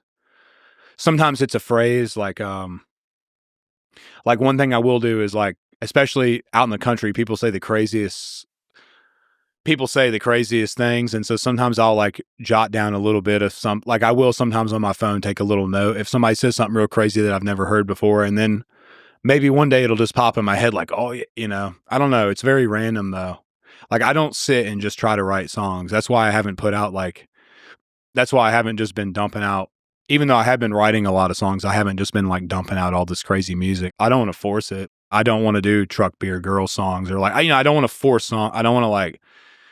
Do you have any truck beer girl songs? Because that would be an interesting. Yeah, I've got this silly one about this guy in West Virginia that he's like the most laid back, because I always get in my head and go over analytical about stuff and get real serious sometimes about things. And he's like, buddy, you just got to take a drag off this thing. And he'll, he was the one, he'd always like peer pressure me into taking a hit off a joint or something and like just try to cheer. And he just didn't take life so seriously. So I've written this song it's called Dr. Dan, and it's about, he's a doctor, but he's not like a conventional doctor. That's a silly one that I'll put out. So I do have some silly ones like that. I have a couple funny ones that I'll never ever probably play to the public, but I played them at the mothership, only because nobody has their phones in there. But right after we did Rogan, I got a chance. I got connected with Tom Segura right after Rogan, and we went over to the mothership, and I got to meet him. And I love Adam Agat. He was on the thing with Norm Macdonald, is how I got introduced to him. That show Norm Macdonald had, but he's an awesome dude. And so we ended up at the mothership. I think it was the evening after the Rogan podcast, and Tom's like, well, they've never had live music in here. He's like, you could be the first one. And I was like, whatever. And so we only had one guitar, and I had my guitarist Joey with me. So Ron White was there. It was Tom Segura and then Ron White that night. And Ron took Joey in his car, drove him across town to his house, and grabbed another guitar and came back. And we got up there and we did like two really silly songs, and then Richmond in between Tom's set and Ron's set. And I was like, again, that was one of those moments in my life where I was like, what? Yeah. What is this? Like, what is this crazy reality I'm in? But I do have some funny. I used to, because a lot of, when I wasn't playing the open mics, Brian that you met, a lot of my guitar playing was spent at places like his house, and we were all heavy drinkers, and we were just sitting around at a party playing or whatever, and so I definitely like the silly stuff too. But I was really in my head when we were talking about being low and what I would suggest people to do if they're in that point. But if I was just to like, not to flip this, but it just popped in my head, but probably what I would tell anybody to do if they're like suicidal and thinking about, like, if they're to that point, is just to go find somewhere outside, like in nature, and go. Yeah. That's what, I kind of missed this step when we were talking about things, but like selling my house and buying that property and putting a camper on it and trying to go into this whole off-grid thing, really, like, I don't know, it does a lot of good for you being reconnected to nature, because we are a part of it. But oh yeah, I've been to the jungle. I went to the jungle for that reason. Yeah, being out in nature in every way is beautiful. I saw you got some. Maybe that's what I need to do, is get some goats. I got two I can give you. I have more questions. Why are you giving them so easily? Are there issues I need to know about? Well, they're goats. Yeah. There's no free lunch, man. How many? You got goats? You got all kinds of animals. What's the story of you out in the woods? What are you doing out there? No comment. I'm just kidding. Just trying to escape this dystopian nightmare that we're all living under. Like, yeah, it was just a form of escapism, I guess. But I think in such a short period of time, my grandfather grew up like, they were in a survivalist state, like trying to make enough money to pay the tax on their land, growing tobacco. And then here I am, like, in this digital world 2 generations later. And I'm just like, something's not, I just felt called to try to figure all that out and how to get back into that. There's such a purity to, man, if you raise an animal and kill it and eat it, like, and I'm not talking about like Ted Nugent style, but just like, raising meat birds and pigs and stuff, and having the ability to put those in the freezer and cook them for dinner. Like, oh yeah, they taste so much better. But it's just I don't know how to describe it, but it just brings me joy. Being able to grow stuff, and even just flowers and everything else, just watching stuff that's alive like that is just such a, what we're doing now is I've bought this permaculture farm that hadn't been operational in like 6 or 7 years. And, they did a lot of herbs. They had a big orchard, blueberries, but, my dream there is to create this space that, that's like the optimal place for humans to go to fix their mind. So like what's the animals and the food that I can have there, and the trees that I can plant, and the certain types of wildlife that I can bring in and attract, like the noises and the sounds and the smells that are optimal for a human to be in order to like fix whatever it is, I had the opportunity to meet Robert Kennedy Jr. early on with all this, and he actually came out to my property and all, and we talked, and we're still, I think the idea is that we're going to launch this kind of like healing center thing out there. Once they get through all the mess that like they got their hands full a little bit right now with things, but whether I go that route or not, it's like, that's my goal, is to basically create a place that people can go and like, and fix their mind and find the optimal thing. We've got laying birds and meat birds. So we get our eggs and meat, and then, we've done pigs and sheep and goats. And then I'm going to start with I'm going to get cattle in the spring. So we'll start doing like Wagyu and Angus and playing around with, and I want to get some funny stuff too. Like, large animals have a lot of, there's all these like large animal therapies out there for mental health, like with vets and stuff. It's just something really relaxing and rewarding about being in that space. What do you find out there in nature that you can't find anywhere else? You can't find in the quote civilized world. Well, everything in civilization seems so, like everything we've talked about, it seems so like there's such a level of despair and unorganization and chaos and just like, and all these like terrible parts of life that seem like so unstructured and just so uncertain. But in nature, everything is certain. Everything has a system. Like even on the microbial level of soil, there's this like intricate system, and soil fixes it. Like the bacteria fixes the soil, and you can grow certain types of plants to restore certain types of nutrients, and then that can grow certain types of trees, and then that can bring in certain types of birds, and it's like this whole big. Nature is just this whole big beautiful system, like Earth is just such an intricate, complex system that is structured. And although there is chaos, there's literal tornadoes, like the metaphor we were using earlier. Like there are literal tornadoes in nature and other things, but there's a piece about observing the structure there. And to me, it just helps.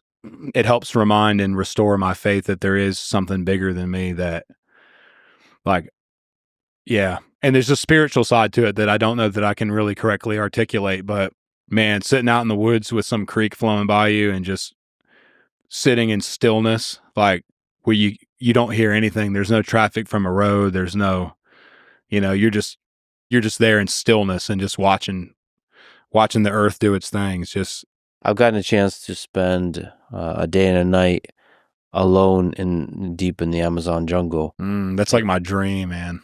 God. You basically take the woods and the creek and the quiet. Let's put that like a 3 on a scale of 1 to 10.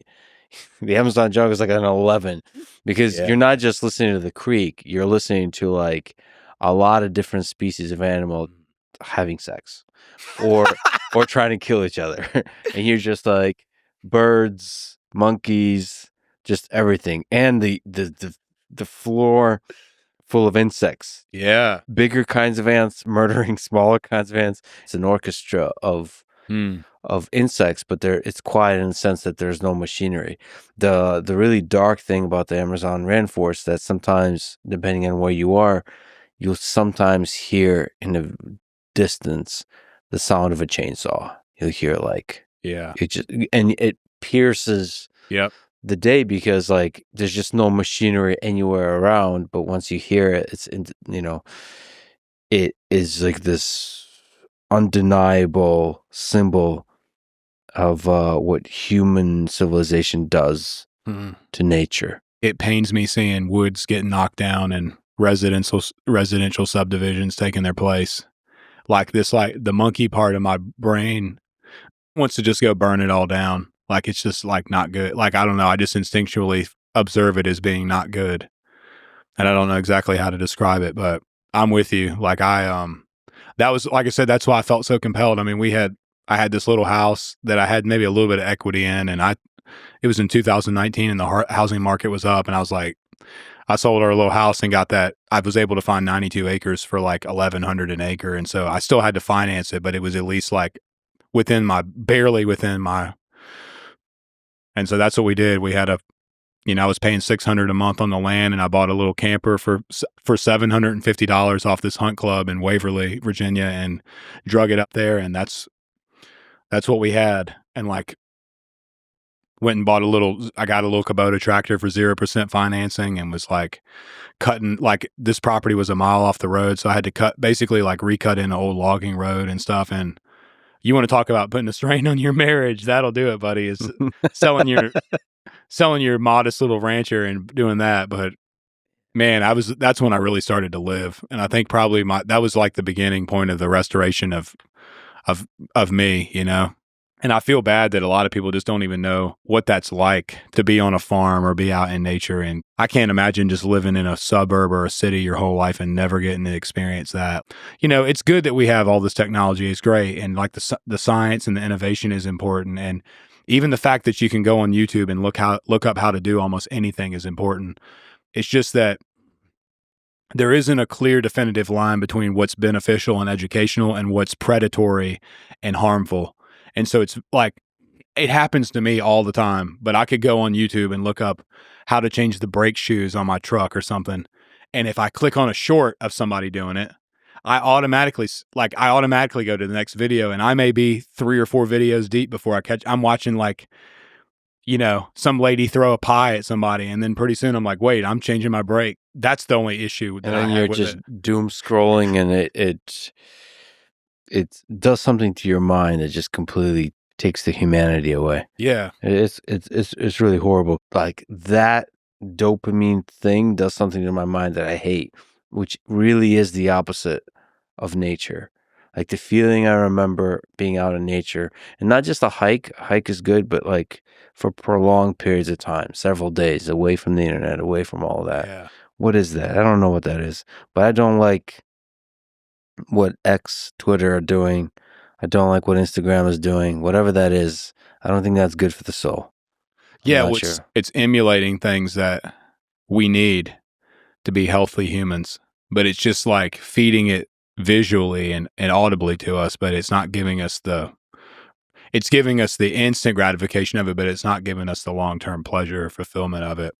Like I said, and the beauty is we're in this weird period in time, like it's a breath of time that we're in, where we are able to conceptualize and observe what life was like in that transition point that's got us up till now. And we also have because in order for all this to continue to evolve, like even with AI, like it needs us more than we need it right now still for a very short period of time. But we have access to nearly all the information that the world has theoretically, but we also still have the perception and the memory of what life was like before it. And so this is like a very short window of time, like a breath of time, where I think we can find a way to like incorporate this into normal life. But I think like if that breath leaves us, like, I don't know, I think it's irreversible. I truly believe it is irreversible. And I think and that's just going to be the end of us. And it could take 2 or 3 more generations to get to that point. But like, I think like, why don't we find people that are way smarter than me and look at all the things that trend on social media, like the videos that everybody watches? Like, I don't know what it is, if it's wood splitting and plumbing and blacksmithing and doing something with, like, let's find all the things that people are attracted to online that they obviously are like interested in, and just figure out a way to have them in real life for people to immerse themselves in. Yeah, I mean, it's a transitionary state, and one of the responsibilities I take very seriously, because I agree with you, is I try to pierce the bubble that is San Francisco, that is the Silicon Valley, that is the people that build these technologies. They often live a bit in a bubble. Yeah. That said, the people that criticize tech folks also live in a bubble. Yeah. And to sort of, first of all, piercing bubbles in general is good for people to get along, to understand each other. Because people that say all technology is evil, unfortunately, technology, even if that's true, which I don't think it is, it's coming. It's going to be built. Mm-hmm. And so you have to figure out how to do it in a way that preserves our humanity, that doesn't drag us into this black hole of like just maximizing engagement, maximizing this dopamine thing where instead of reading Dostoevsky, which I should be doing, I'm looking at some girl shaking her ass on Instagram and then feeling horrible about myself 5 minutes later. Yeah. That at scale is what seems to be happening. And so like reminding ourselves that this is not the way to steer human civilization to progress, to flourishing. The problem is I think we're wasting a lot of our bandwidth, like a lot of we only have so many minutes in a day to even use our brains, and our brains can only do but so much in a day anyway.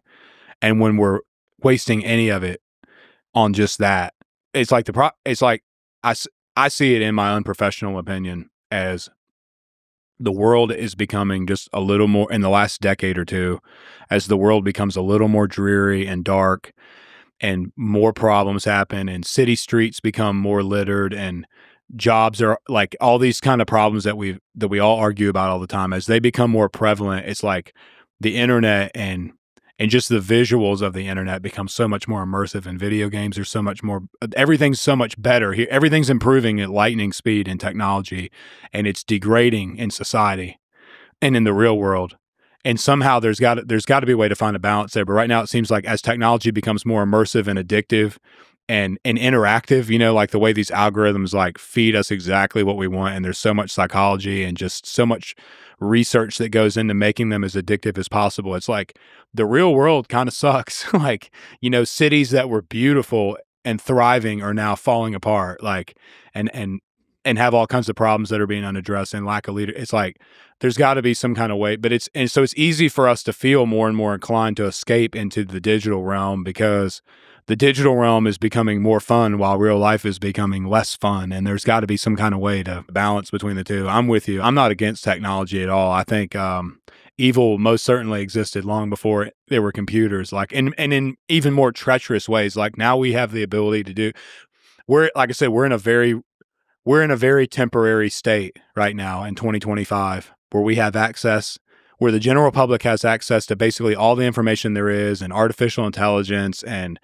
just immense, and the ability that like a guy can just set a bunch of cameras up and start doing podcasts, and have just even just the fact that that your platform could be created is like immensely powerful. It probably never existed in world history up until now.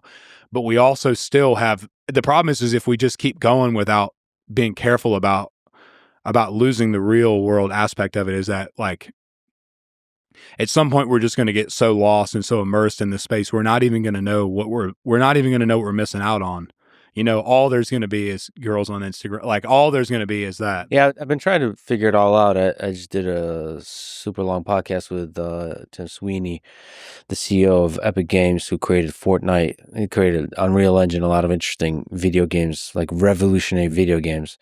So I don't know if you know, but Fortnite is this gigantic video game where people go into an online world and they shoot stuff. It's fun. It's not like Call of Duty, intense, militaristic, like raw, real kind of shooting. It's more fun shooting at each other.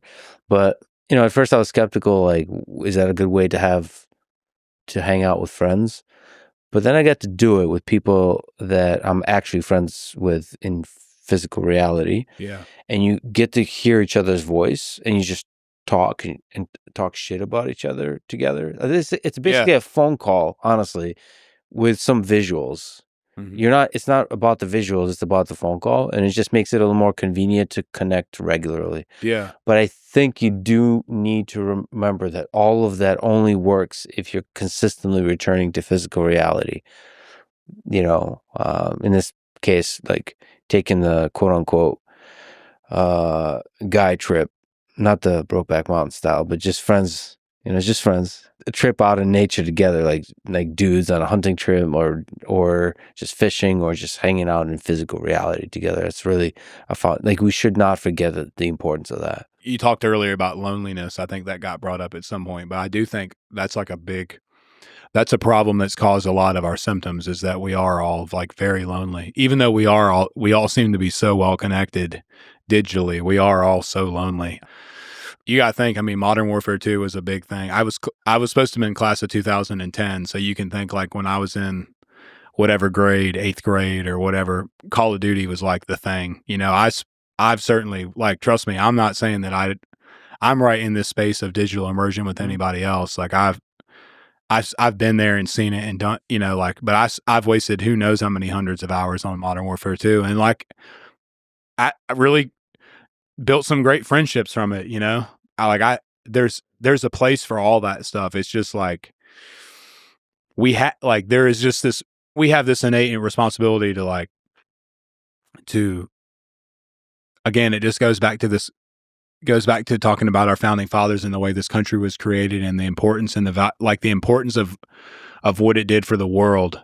And my understanding is that it was the first time ever that people got together and agreed that, like you said, every man was equal because they were created in the image of God. They had unalienable rights that no government could take away from them. And that's really important. There won't be Fortnite if we don't worry about that. And honestly, like just the collapsing in our structure with the mental health with our youth and the suicide rates with our blue collar workers and all these kind of things we've touched and talked about, those are all just things. We just need more time together in real life to fix those problems. Those are just things, like I said, I make the joke, but like there's never been one there's never been one dispute with my wife that I've been able to figure out how to fix through a text message or it takes being in person with people and like having human connection to fix any problem and to heal anything, And so it's difficult. It's like, it's not anybody's fault that we're like that. We're not even able to really get to know each other and understand each other through the internet. Like we almost have to be together in person to even just get each other's point of view and perspectives on things. And, Yeah, fuck the division that the internet creates, honestly. Like the left and the right it's been kind of a nightmare for me just to watch, because I see the very simple reality that we're in it together and that there's a lot more commonality between people. It seems cliche to say, but it's like now that needs to be said more than ever. Because when you look on X, it feels like everybody's divided, but we're not. Well, and people are always going to think differently too. Like just in our structure and the way we, again, it's like that. It goes back to that Jordan Peterson lecture about, I think in Maps of Meaning, where he talks about people who think more conservatively or more liberally about things. Like it's been applied to politics, but it's based more in psychology than anything. Like some people are going to think more inside the box and some people are going to think more outside the box, but we have to have both in order to have a healthy society. And also the thing that bothers me, your song Richmond, north of Richmond, a lot of people, so a pretty even split, people on the left and the right in terms of friends of mine, and sadly they've drifted towards the extremes a bit. Those on the left definitely have developed a case of Trump derangement syndrome. Those on the right seem to think that every person on the left is a kind of radical leftist. Mm-hmm. Yeah, it's like hilarious to listen to people talk. It's like everybody's lost their mind, it feels like. But also on top of that, people on the right see Trump as this savior, as this figure who could do no wrong, who's going to restore freedom in America and all, continue. You can do a full list of really positive things. And to me, he's yet another rich man north of Richmond. Biden, Trump, it's all the same thing. Some might be able to do more good than others, but ultimately they're in positions of power, and power corrupts. And those in those positions often forget about the everyday person, the working class, and they leave them behind. Ultimately, serve the people that are close to them, and sometimes serve themselves to maintain power, to grow their power. I think the good thing you can say about them is and I could say that about both Donald Trump and Joe Biden, is that they really love their family. I could say that one of the things that I love about both people is that they genuinely love their family. And it was always heartwarming to me to see how much Joe Biden loves his family. Yeah. And honestly, just do anything for his family. And the same is true for Trump. And that just reminds you that they're human beings. And yeah, all that to say is we need to see the humanity in each of us. And to some degree, always distrust the people in power. The power that people have only exists because we allow it, whether willingly or just through our own negligence. But I think that's the important thing is like I said, there's always more of us than there will be of them. There's always more nobodies than there ever will be people at the top. And we just have to figure out what to do with that and how to. And I think this is, like I said, a short window of time to where we can still figure that out, I got to ask you about something before I forget. I think I saw on Instagram you talked about a 3-legged cat. Is that a real thing? What's the story behind the three-legged cat? The reason I want to ask you that, first of all, I want to hear the story. And second of all, I want to read to you one of my favorite Bukowski poems afterwards. Nice. About another cat. All right, what's the story? I had this cat lady neighbor who's a real sweet lady, but older lady, lives in a single wide trailer, has probably got, I don't know, 30 or 40 cats that she feeds at her house. Nice. It was a rainy Saturday morning. It was pouring down rain. It was like 8:00 in the morning on Saturday. It was going to be a great day. And then I hear this lady yelling, "There's this cat stuck in my car." And she's all freaking out and don't know what to do. And like I said, my wife's a veterinary technician or whatever, so she's got a little bit more sense about animals than any of us. But we go over there, and the lady's tried to start her car, and there's this kitten that was up under the hood, and she started the car, and the cat basically it basically almost ripped its whole front leg off already. There was just a little bit still attached, like some tendon or whatever. But the leg was like wrapped up under the water pump, like the pulley of the water pump. Yeah. Knocked the belt off. There was no way to save this leg on this cat. It was like, but the cat was like pinned upside down. And so we ended up grabbing we asked the lady if she had like a knife in the house. So she gave us this like terrible looking knife, but it's all that we had. I was like, we were trying to get this done. So yeah, my wife was the one that did it, but we like got the rest of the stuff cut and got the cat out. And I don't know, I just like to spend like, I was like over $1,000 we spent getting this cat's like getting it properly sutured or whatever to where the cat could have a healthy recovery and all. But I'm one of those type of people, like I couldn't just let this I'm not going to go, they were going to just go put the cat down or whatever. The lady, So yeah, I named her Hop. So that's my little cat, and it hops around. But it was one of those things where, I don't know. Great example with animals. I guess it's the same way with people. I just always see the best, and I just couldn't. Yeah, I mean, that's one of the most amazing things about humans.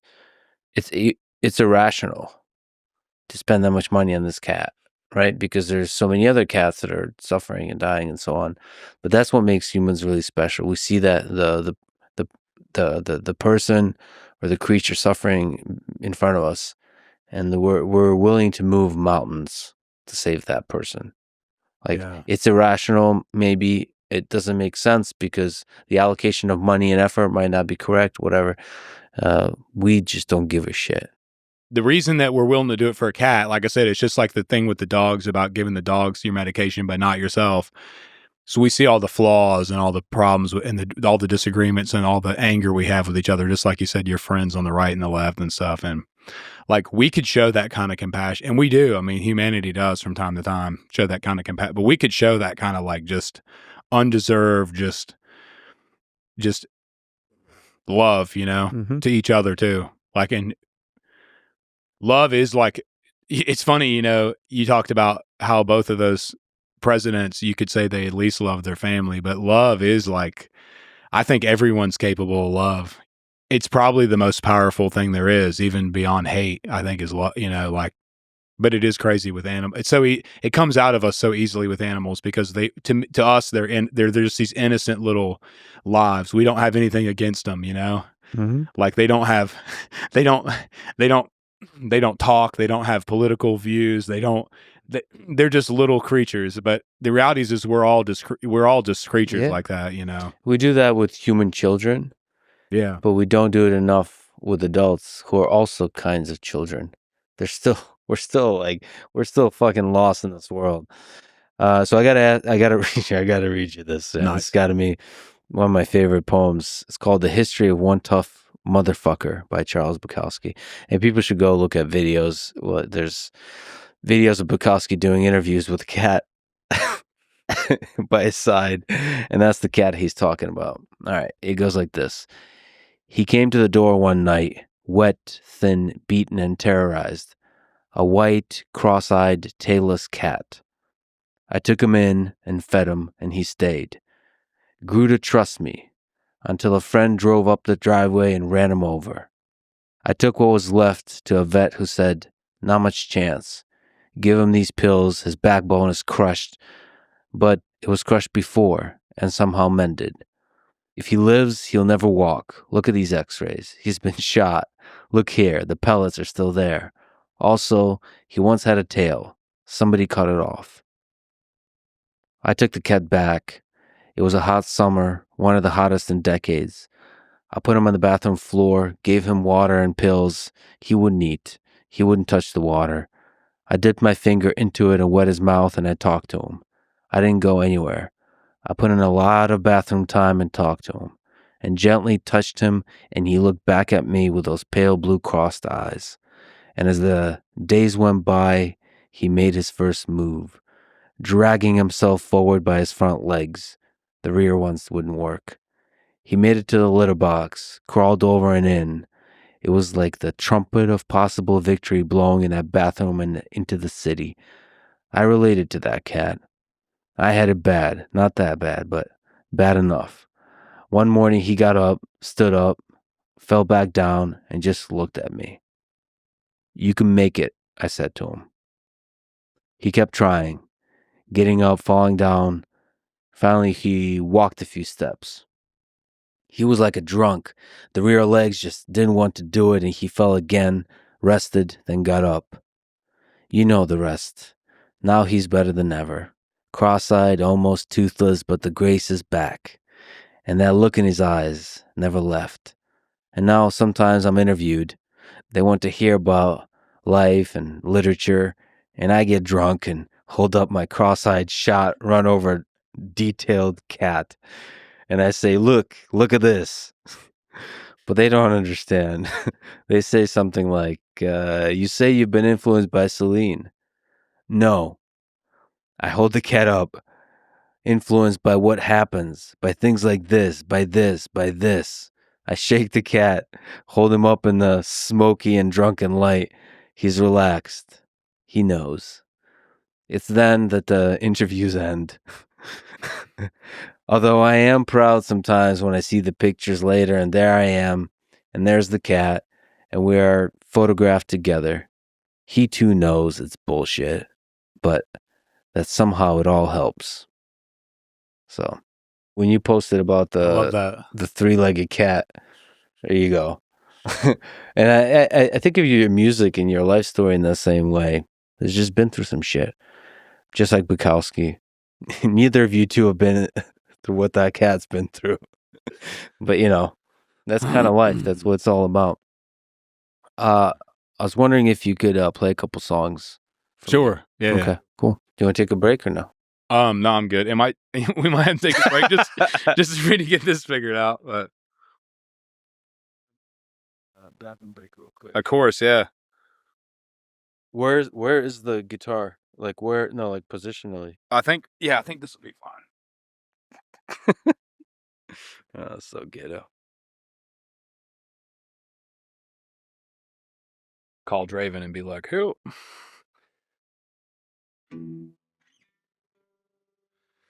Well, I guess I'll do. If I was going to do anything on here from the older songs that was relatable to everything we've talked about, it'd probably be "I Want to Go Home." Sounds good.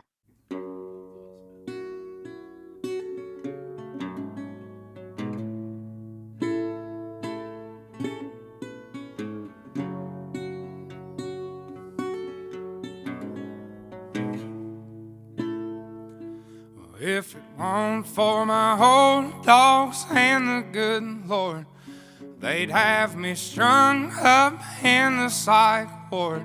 'Cause every day living in this new world is one too many days to me. Son, we're on the brink of the next world war, and I don't think nobody's praying no more. And I ain't saying I know it for sure. I'm just down on my knees begging the Lord, take me home.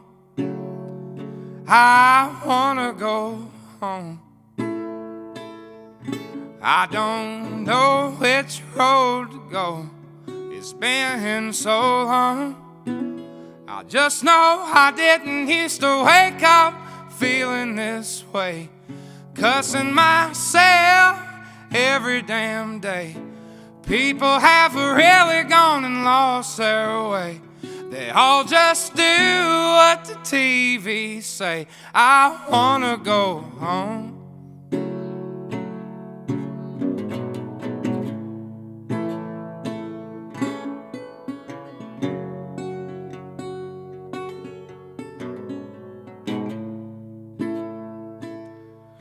Four generations farming the ground. Grandson sells it to a man out of town. And 2 weeks later, the trees go down. Only got concrete growing around. And I wanna go home. I wanna go home. I don't know which road to go. It's been so long. I just know I didn't used to wake up feeling this way, cussing myself every damn day. There's always some kind of bill to pay. People just doing what the rich man say. I wanna go home.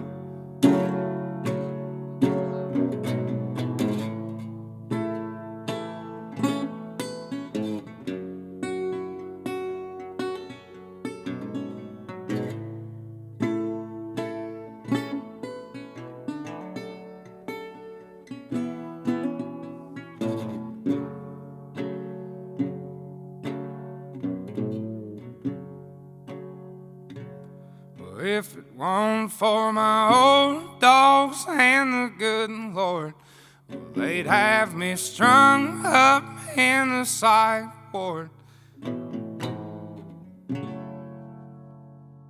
That's probably one of the first. I don't know. It's not the first song I wrote, but one of them. What a song, man. What a song. What a song. What's the story to that guitar? Well, the guy who made this like saved my butt because everything blew up and I was playing that little Gretsch resonator that's in all the original videos. Yeah. And my wife had got me that off of Amazon, I think, or something for like $300 or $400. It's like just an entry level, like import little Gretsch. And the pickup never would work right in it. So this string wouldn't work when you plugged it in. Mhm. So here we are, everything happens all at once and we're trying to do these shows and like, you know, I think the biggest one I did. So basically what I ended up having to do was I bought one of these suction cup rigs that sticks right here and the mic goes down under here to pick that string up. And I played like, I think the biggest show I did with it was like 10,000 people, but it was enough to where I couldn't be doing a $300 guitar with a rigged up thing on it anymore. It just wasn't going to work. So this guy reached out and, Gretsch wouldn't help me with my Gret. Like, you know, there's no way to really get a hold of them because they're such a big company. I finally did get a hold of Diane Gretsch, and she's like really nice. And so it's nothing personal against Gretsch. It's just at the time I couldn't get a hold of them.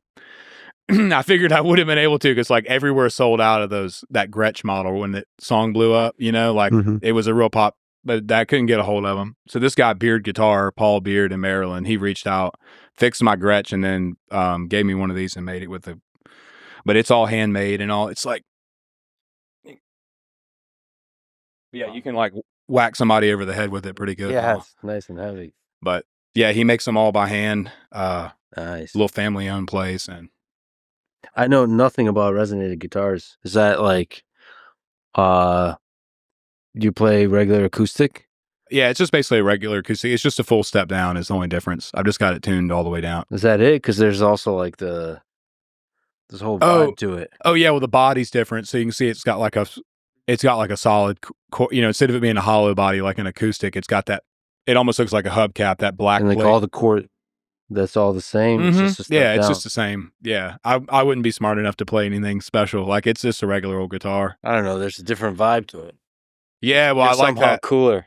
Well, the old, I'm real fond of like the older music, like so like where all my family's from. So my dad was adopted, so I don't have any like Lunsford's not really even a real last name to me.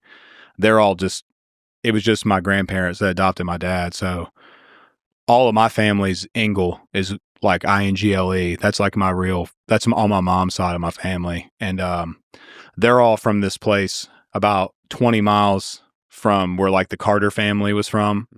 So all that old Virginia, like kind of bluegrass folk music and stuff. And so I was just always attracted to that. And so I like the resonator a full step down, because to me it kind of gives it that old sound. Like a lot of the instruments back then had like bad dull strings, and they were older and they were out of tune a little bit and stuff. And I listen to a lot of that type of music, so I like the strings being a little out of tune and dull and not everything, and just that.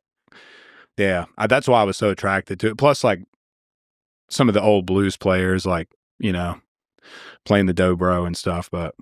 That's why I wanted to get the resonator, was just because of that old. I mean, that's even why, like, I had to use my grandpa's name as an alias, but that Oliver Anthony music is really supposed to represent like old music from like 1930s Virginia or something, like, like it's kind of got that type of feel to it, or at least in its core, It feels like from another time, but it also feels timeless. It's also that my music catalog is so limited, like of what I listen to, that a lot of what's in my head, like as you think about when you're writing songs and like coming up with chord progressions and stuff, whether you realize it or not, it's all being influenced off of other songs.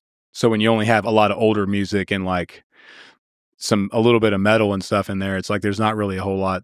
It's like that, it's kind of going to sound that way, I guess, just anyway, because that's what's in your head already. But so you're gonna go out there a little bit this year. What are some things you're looking forward to? You're gonna travel a bit. You're gonna play a bit. The idea is to go to a town, like let's just use Iowa as an example. Instead of the big city in Iowa playing at the venue where everybody books, let's find a farm field 45 minutes outside of that big city. Figure out the ingress, egress, the security. Find a good promoter that can, like a show organizer, basically, that has experience to where it's still professional and it's done correctly. Yeah. But establish like a new venue space that can't be put under contract by a monopoly, that any artist can go play, like without, like if all these musicians are sick of Ticketmaster and Live Nation, then let's just start playing in fields and on main streets and set these venues up and establish them correctly and professionally to where they exist as their own space. And then imagine the economic impact that would provide to a town that otherwise would never have, like, and imagine what you want to talk about trying to give blue collar people like some hope or give them some relatability or do anything for them, like bring a big band to their town that they would otherwise have to drive an hour and a half somewhere to see and couldn't even afford the tickets to start with. Like my tour last year, pretty much every show we did that was mine had a $25 ticket option, and everybody scoffed at that. And I was basically like made fun of for that by people in the professional space, even people I was working with. They just thought it was so stupid. But you know what? There were people at my shows that came up and the kids were wearing hand-me-down clothes and like you could tell they didn't have any money, and they said it meant a lot to them that they could come and that there was a $25 option. And so, and I'll continue to do these shows like this to where any band that wants to come play the show, all their expenses are covered. And I'm sure there's some kind of tax write-off component to them for them, but basically they can come in, do the show, help bring in a crowd. Like I'm taking the risk setting the venue up and establishing it. The venue will be owned or managed by either the town or the farm or whatever, but it'll be in a nonprofit, and then that space will always exist for people to rent. And the idea is it's like, man, imagine if I could do 20 of these a year, even if that's all I can get done. Like that's 20 places that will always have music and will always have a center where people can go, like, and build this sense of community we talked about. Like it's almost like a sanctuary, if you want to call it that, but it's just a space that can't be perverted by corporate America, and just a place where people can go and like do all these things that we want to do. What are you excited for this year? Obviously you're going to travel overseas, and sounds like you got some other cool stuff you're going to do. Yeah, I'm going to see some world leaders, hopefully not end up in prison anywhere. Part of that, honestly, I'm excited, like India, to see the same humans, but in very different parts of the world. I'm not a travel guy, but I love seeing humans, that there's like a lot of us humans all over the place, and they're very different, and they have funny accents and just funny way of being, So I'm excited to take it all in, because I fundamentally love people. Yeah, man. Like I would definitely say if you're ever over towards Virginia or West Virginia, either one there, like yeah, it'd be cool to spend a couple days out in the woods or a day out in the woods and do. I haven't really. I'm really new to the whole psilocybin thing, but I have tried a few smaller doses of it actually to help with being up on stage and all. And it's an interesting thing, but It's great. yeah, definitely the dogs and the woods part. I got you on that. I would love to join in. I mean, I've taken mushrooms a few times, and listen, I usually just love everything anyway, but with mushrooms, you just love it a little bit more. Like, especially out in nature. When I'm look out in nature, I'm just in awe of how incredibly beautiful it is, and just I could stare at a tree for hours, and then you take mushrooms, and like that tree starts like having some more dynamism to it. So it's just a little boost, but like, yeah, I don't really get care. into this crazy. Like I said, it's only been a handful of times because I don't know. It's one of those things where it's still a little unfamiliar to me, but like talking about trees and psilocybin, you start to look in those trees and you think like, in their relative perspective of time, because they're constantly moving around and growing and doing all these things. And you think about like in their perspective, maybe we're just moving way faster than their perception, and they're moving at just a normal speed. It's just, you get into all these crazy trains of thought when you sit out in the woods on that stuff, but 100%, man. I mean, like maybe that's the history of life. I mean, humans will have some chance of destroying 99% of the population with nuclear weapons, and the trees will remain, and they will reconstruct the environment of Earth and help the few humans that remain to survive. And it'll be the fucking trees that we'd be grateful for. Their actual deep, ancient wisdom. So maybe they're the intelligent ones. Maybe we're the idiots. When you're out in nature like that and just just looking at and studying the way all those systems work with soil and trees and animals and how it all just integrates in together so perfectly, it does give you some sense of peace that maybe there is some system at place that's out of our hands that can just help us with our faults and our repercussions. And again, like for me, just I think just being out there, especially now looking at it through the lens of God, of God, it helps. I've found no greater peace than just being out in the woods and praying, or just trying to focus my mind on that. But yeah, I would love for you to come out there sometime. And I'm 100% will and visit. See, like feeling peaceful out in Virginia in the woods is easy. Try doing it in the Amazon jungle when a giant ant crawls and just bites you. Dude, I would do anything to go to the Amazon. And all of the peace is gone. You're like, motherfucker, what do you do? And then like a second one joins in, kills the first one and bites you again. And then you're like, okay, nature is not all. Yeah, it's not. I mean, there is harmony to it, but part of the harmony is the violence. Yeah. It's just the reality of it. It's sex and violence. Like, I guess that's the thing about it, though, is like it has all the same components of humanity, just almost, like almost to a comical level. I mean, the real comedy is the monkeys up in the trees. It's like little humans, and they're arguing and screaming at each other, throwing stuff, they're getting into fights. It's like reality TV, but like more pure, more real, more distilled down to its fundamentals. Like we are that, Yeah. We put on clothes these days and have fancy words that we say to each other and look all sexy on Instagram, but we're the same. Monkeys, apes. It's like the old lobsters, but it really is true. Yeah. We all, yeah, we're all on that same operating system in a way. Brother, this was a huge honor. I don't have the words to describe how incredible this was. And I think it was just fun. It was really fun talking to you. Total honor to be able to come on here for me as well. And especially just to get to meet you in real life and see, like, you are what I expected you to be, like, in a good way. Like, you just don't ever, like, you're a good dude. So I appreciate what you're doing. I got to show you the sex dungeon downstairs. Nice. Where Heck yeah. where I keep sex slaves. It's very different. No. Yeah, man. All right. Time to wake up. Let's go back to reality. Thanks for listening to this conversation with Oliver Anthony. To support this podcast, please check out our sponsors in the description. And now, let me leave you with some words from George Orwell. Political language is designed to make lies sound truthful and murder respectable, and to give an appearance of solidity to pure wind. Thank you for listening, and hope to see you next time.